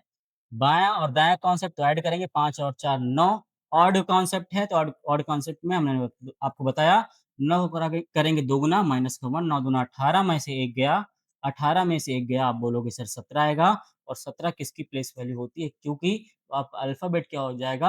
आपका अल्फ़ाबेट हो जाएगा क्यू आपका राइट आंसर है। क्यू आपका राइट आंसर है। अब आपसे क्वेश्चन कुछ भी पूछेगा, ऑड भी पूछे, इवन भी पूछे, आपसे मिस्टेक नहीं होने वाली है क्योंकि एक सिंपल सा कॉन्सेप्ट है 4 दायाँ-बायाँ कॉन्सेप्ट, बाकी सब कुछ आपकी समझ पर डिपेंड करता है। हमें सिर्फ़ सिंपल सी कैलकुलेशन करनी है, आपका आंसर आपके सामने आ जाएगा। आपका आंसर आपके सामने आएगा। इस क्वेश्चन की अगर मैं बात करूँ तो इसके लिए मुझे पेन भी उठाने की ज़रूरत नहीं है। मैं सिर्फ़ पढ़ा रहा हूँ इसलिए समझा रहा हूँ। अगर आप भी चाहोगे तो इसके लिए आपको पेन का कॉन्सेप्ट आपको उठाने की ज़रूरत नहीं है। आप क्वेश्चन पढ़ रहे हो, भैया बाएँ से पाँचवाँ के दाएँ चौथा यानी 5 और 4 क्योंकि बायाँ और दायाँ कॉन्सेप्ट हुआ 5 और 4 9, 9 दूना 18 में से 1 घटा देंगे, 17 आ जाएगा और क्यू आप मार्क करोगे, आगे बढ़ जाओगे। अगल-बगल अगर किसी को कॉन्सेप्ट ये नहीं पता होगा तो वो सोचेगा कि कैसे तुक्का लगा रहा है क्या बंदा? जबकि आपने प्रॉपर एक कैलकुलेशन की है। आपने इसको इस बात को समझा है, आपके माइंड में सारी कैलकुलेशन हो जाएगी, आप सीधा आंसर मार्क करोगे। बात समझ गए मेरी आप? आगे बढ़ेंगे। यदि बी से प्रारंभ करते हुए वर्णमाला के प्रत्येक दूसरे शब्द को हटा दिया जाए, तो दाएँ से 12वें अक्षर के दाएँ चौथा अब देखो ये दाएँ कॉन्सेप्ट है। दाएँ 12 करेंगे, के दाएँ चौथा यानी -4 ठीक है, -4 12 में से 4 जाएगा, कितना बचेगा आपका 8। लेकिन ये आया कहाँ से? ये आया है आपका दाएँ से। जब भी दाएँ से आए तो हमने आपको क्या बताया? दाएँ के कॉन्सेप्ट में हमें हमें माइनस करना है कितने से? 14 से, तो 14 में से 8 जाएगा आपका कितना बचेगा? 6 बचेगा, 6 बचेगा। लेकिन ये इवन ऑड कॉन्सेप्ट है तो 6 का गुणा करेंगे 2 से, 6 दूना 12 माइनस का 1 कितना हो जाएगा 11 और 11 किसकी प्लेस वैल्यू है? के की, तो इस क्वेश्चन का राइट आंसर हो जाएगा के। इस क्वेश्चन का राइट आंसर क्या हो जाएगा? के इस क्वेश्चन का राइट आंसर है। अब आपसे दायाँ-बायाँ करके चाहे ऑड पूछ ले, चाहे इवन पूछ ले, आपकी सारी चीज़ें क्लियर हो गई हैं और इसी तरह हम आ गए अपने लास्ट टाइप पे। अगर चीज़ें बेहतरीन तरीके से समझ में आ गई हों अभी तक आपकी वर्णमाला की, सारे डाउट क्लियर हो चुके हों, तो वीडियो को लाइक ज़रूर करिएगा, चैनल सब्सक्राइब करिएगा। हम ऐसे ही एक-एक सीरीज़ के साथ, एक-एक क्वेश्चन, एक-एक टॉपिक के साथ रीज़निंग के हम आपसे जुड़ते रहेंगे। सारे डाउट आपके क्लियर करते चलेंगे हम। कोई भी डाउट कहीं पर बचेगा नहीं, बस आपका काम सिर्फ़ सिंपल सा इतना है कि आपको इस सीरीज़ को पूरा फ़ॉलो करना है, एक कॉन्सेप्ट को पूरा फ़ॉलो करना है, उसके बाद आपको लाइफ़ टाइम कभी भी कोई भी डाउट होने वाला नहीं है। अब अगर मैं टाइप लास्ट की मैं बात करूँ छठवां, मध्यफल ज्ञात करना या मध्य पद ज्ञात करना, ये आपका लास्ट टाइप है, मैं आपको जो समझा रहा हूँ। एक तो होता है औसत विधि पर और एक होता है बीच में कुल कितने अल्फ़ाबेट हैं, दोनों में अलग-अलग बात है। एक होगा आपसे बीच में कौन-सा पद आ रहा है या आएगा कि 2 अल्फ़ाबेट के बीच में टोटल कितने अल्फ़ाबेट हैं, उसको काउंट करके हमें बताना होगा। तो सबसे पहला जो है कॉन्सेप्ट आपका मध्य पद ज्ञात करना, इसको हम काउंट करेंगे औसत विधि से। इसे हम काउंट करेंगे औसत विधि से जब भी आपका बायाँ और बायाँ कॉन्सेप्ट रहे। बायाँ और बायाँ कॉन्सेप्ट रहे, तो बहुत ईज़ी है। औसत विधि मतलब पहला पद और अंतिम पद दोनों को जोड़ देंगे, डिवाइड कर देंगे 2। पहला पद और दूसरा पद और इसको डिवाइड करना है हमें 2 से, मतलब हमें हमेशा बायाँ लेके चलना है। हमेशा दोनों को बायाँ लेके चलना है मध्य पद ज्ञात करने के लिए, बस ये माइंड में याद रखना। मध्य पद अगर मुझे ज्ञात करना है तो दोनों हमारा बायाँ होना चाहिए बस, राइट आंसर आपका सामने होगा। इसमें दोनों बायाँ ऑलरेडी दे रखा है तो हमें कोई चेंज करने की ज़रूरत है नहीं। वर्णमाला में बाएँ से 13वें पद तथा बाएँ से 5वें पद के ठीक बीच में कौन-सा अल्फ़ाबेट आएगा आपसे पूछा गया, इस दोनों को ऐड कर दो। 13 और 5 कितना हो जाएगा? आप बोलोगे 18 कितना हो जाएगा 18 और 18 का हाफ कर देंगे हम, तो आप बोलोगे सर 9 हो जाएगा और 9 किसकी प्लेस वैल्यू होती है? आई की प्लेस वैल्यू होती है, तो आपका आंसर हो गया आई। आपका आंसर क्या हो जाएगा? आई इस क्वेश्चन का राइट आंसर है। इस क्वेश्चन का राइट आंसर क्या है? आई इस क्वेश्चन का राइट सॉल्यूशन है। मुझे ऐसी उम्मीद है कि आपसे मध्यपद अब गलत नहीं होने वाला है। हमें बस माइंड में ये रखना है कि मध्यपद जब भी ज्ञात करना हो, हमारे जो भी दोनों इन्फॉर्मेशन दी जाएगी, वो दोनों इन्फॉर्मेशन आपकी हमेशा बाएँ से रहनी चाहिए। अगर बाएँ से नहीं है दोनों, अगर एक भी दाएँ से या दोनों ही दाएँ से हैं, तो उसके लिए मैं आपको बता रहा हूँ क्या चीज़ें करनी हैं। सिंपल सा आप समझिएगा। अगला क्वेश्चन है बाएँ से 10वें पद के बाएँ 9वाँ पद, ये आपका होमवर्क है। इस क्वेश्चन का आंसर करेंगे आप लोग। आगे बढ़ेंगे, अब दाएँ से दाएँ वाले कॉन्सेप्ट को मैं देख लेता हूँ। दाएँ से दाएँ, तो दोनों को आप चेंज कर दीजिए। भैया जब दाएँ से 10वाँ है तो 27 माइनस 10 कर देंगे, आ जाएगा बाएँ से। 27 माइनस 10 करेंगे कितना हो जाएगा 17। ये भी दाएँ से आपका 8वें क्रम पे 27 माइनस 8 कर देंगे, आ जाएगा 19। इन दोनों को ऐड कर दो 9, 7, 16, 1, 1, 2, 1, 3, 36। 36 का आधा कितना हो जाएगा? 18 इस क्वेश्चन का राइट आंसर है 18 यानी आर इस क्वेश्चन का राइट सॉल्यूशन है। इस क्वेश्चन का राइट आंसर क्या है? आर इस क्वेश्चन का राइट आंसर है। जब भी आपका कोई भी एक टॉपिक बदल दिया जाए यानी दायाँ-दायाँ दे दिया जाए, दायाँ-बायाँ दे दिया जाए तो हमेशा आप दाएँ को बाएँ में चेंज कर देंगे। आप क्वेश्चन को सिंपल अप्रोच लगाएँगे, दोनों को ऐड करेंगे और डिवाइड कर देंगे। दायाँ का क्रम है बायाँ में लाने का, मैंने सिंपल सा आपको कॉन्सेप्ट बता रखा है कि जब भी दायाँ से दिया जाए तो उसको बाएँ क्रम से लाने के लिए हम 27 से उस दाएँ वाले क्रम को माइनस कर देंगे, आपका बाएँ से आंसर आ जाएगा। जब भी बाएँ से आ जाएगा तो पहला पद, अंतिम पद जोड़िएगा, उसको डिवाइड बाय 2 कर देंगे, जो भी आंसर आ जाएगा, वही अल्फ़ाबेट आपका आंसर होगा, वही अल्फ़ाबेट आपका आंसर होगा। ऐसा मुझे पूरी उम्मीद है कि आपको ये बात समझ में आ गई होगी। ठीक है, आगे बढ़ते हैं, सेम वही कॉन्सेप्ट है, बाएँ से दाएँ से अब कहीं से भी कुछ भी दे, तो हमें पता है कि दाएँ से अगर है, तो उसे हमें चेंज करना पड़ेगा। वर्णमाला में बाएँ से 8वाँ के दाएँ 7वाँ, दाएँ से है तो भैया इसको हम कर देंगे 27 माइनस 7, इसको बाएँ से लाने के लिए डिवाइड बाई 2 तो ये हो जाएगा 8 और प्लस 20 और डिवाइड बाई 2 जब करेंगे तो 20, 8, 28, 28 का आधा कितना होता है 14 और 14 किसकी प्लेस वैल्यू होती है n की, इस क्वेश्चन का राइट आंसर हो जाएगा एन। इस क्वेश्चन का राइट सॉल्यूशन क्या हो जाएगा आपका? एन हो जाएगा। मैं इसे सुंदर-सुंदर लिख दूँ ताकि आप अपनी सुंदर-सुंदर आँखों से इसे पढ़ सको। ठीक है? आपकी आँखें सुंदर हैं? क्या आपको इस बात का विश्वास है? मुझे उम्मीद है कि आपकी आँखें बहुत खूबसूरत होंगी, खूबसूरत, है ना? नैनों की ये बात नैना ही जाने ना, ऐसे करके कोई गाना होगा आप लोगों ने सुना होगा। लगातार मैं पढ़ा रहा हूँ, थोड़ा-सा नैनों की बात आपके साथ में साझा कर लूँ, है ना? नैना, नैना लागे, अब इस पे लगा हूँ नैना, किस पे? इस टॉपिक पे हम आते हैं। हमारा टॉपिक क्या है? वर्णमाला के बाएँ से 8वाँ पद, है ना? वर्णमाला के बाएँ से 8वाँ पद, हम कोई बात नहीं हम ले लेते हैं, बायाँ से है तो 8वाँ, लेकिन इसको दायाँ से कर दिया तो कोई बात नहीं, हम 27 में से इसको घटा के बाएँ से कर देंगे, इसको डिवाइड 2 कर देंगे, हमारा आंसर हमारे सामने होगा 8 + 20 और बटे का 2, तो 20 और 8 28 बटे का 2 तो इसका आंसर हो जाएगा 14 और यानी 14 का मतलब क्या? 14 का मतलब n, 14 का मतलब क्या? एन इस क्वेश्चन का राइट सॉल्यूशन है। एन इस क्वेश्चन का राइट आंसर है। तो इस तरह आप मध्य पद या ठीक बीच में कौन-सा अल्फ़ाबेट होगा, ये भी आपने सीख लिया। अब हम आगे बढ़ेंगे अपने लास्ट कॉन्सेप्ट पे। अब दायाँ-बायाँ कुछ भी करें, हमें कोई मतलब नहीं है, क्योंकि हमारा कॉन्सेप्ट अब क्या हो चुका है, क्लियर हो चुका है, तो हमें कोई डाउट करने की ज़रूरत है ही नहीं। कहीं से कुछ भी दे दे, हमारा आंसर आएगा क्योंकि हमारे माइंड में दायाँ-बायाँ और दाएँ को बाएँ में चेंज करने का कॉन्सेप्ट हमारे माइंड में है, हम उसको चेंज करना जानते हैं। इसका लास्ट टाइप है आपका 2 अक्षरों के बीच में संख्या को ज्ञात करना। भैया इसमें भी दायाँ-बायाँ का खेल है। हमेशा हमें लेफ्ट माइनस लेफ्ट लेके चलना है। चाहे आप राइट राइट लेके भी चल सकते हो, अगर लेफ्ट में है तो उसको राइट में चेंज करने के लिए उस कंडीशन में भी 27 से माइनस करेंगे। तो इसके 2 कॉन्सेप्ट हैं, मैं एक कॉन्सेप्ट बताऊँगा L माइनस का 1 इसका मतलब क्या होता है?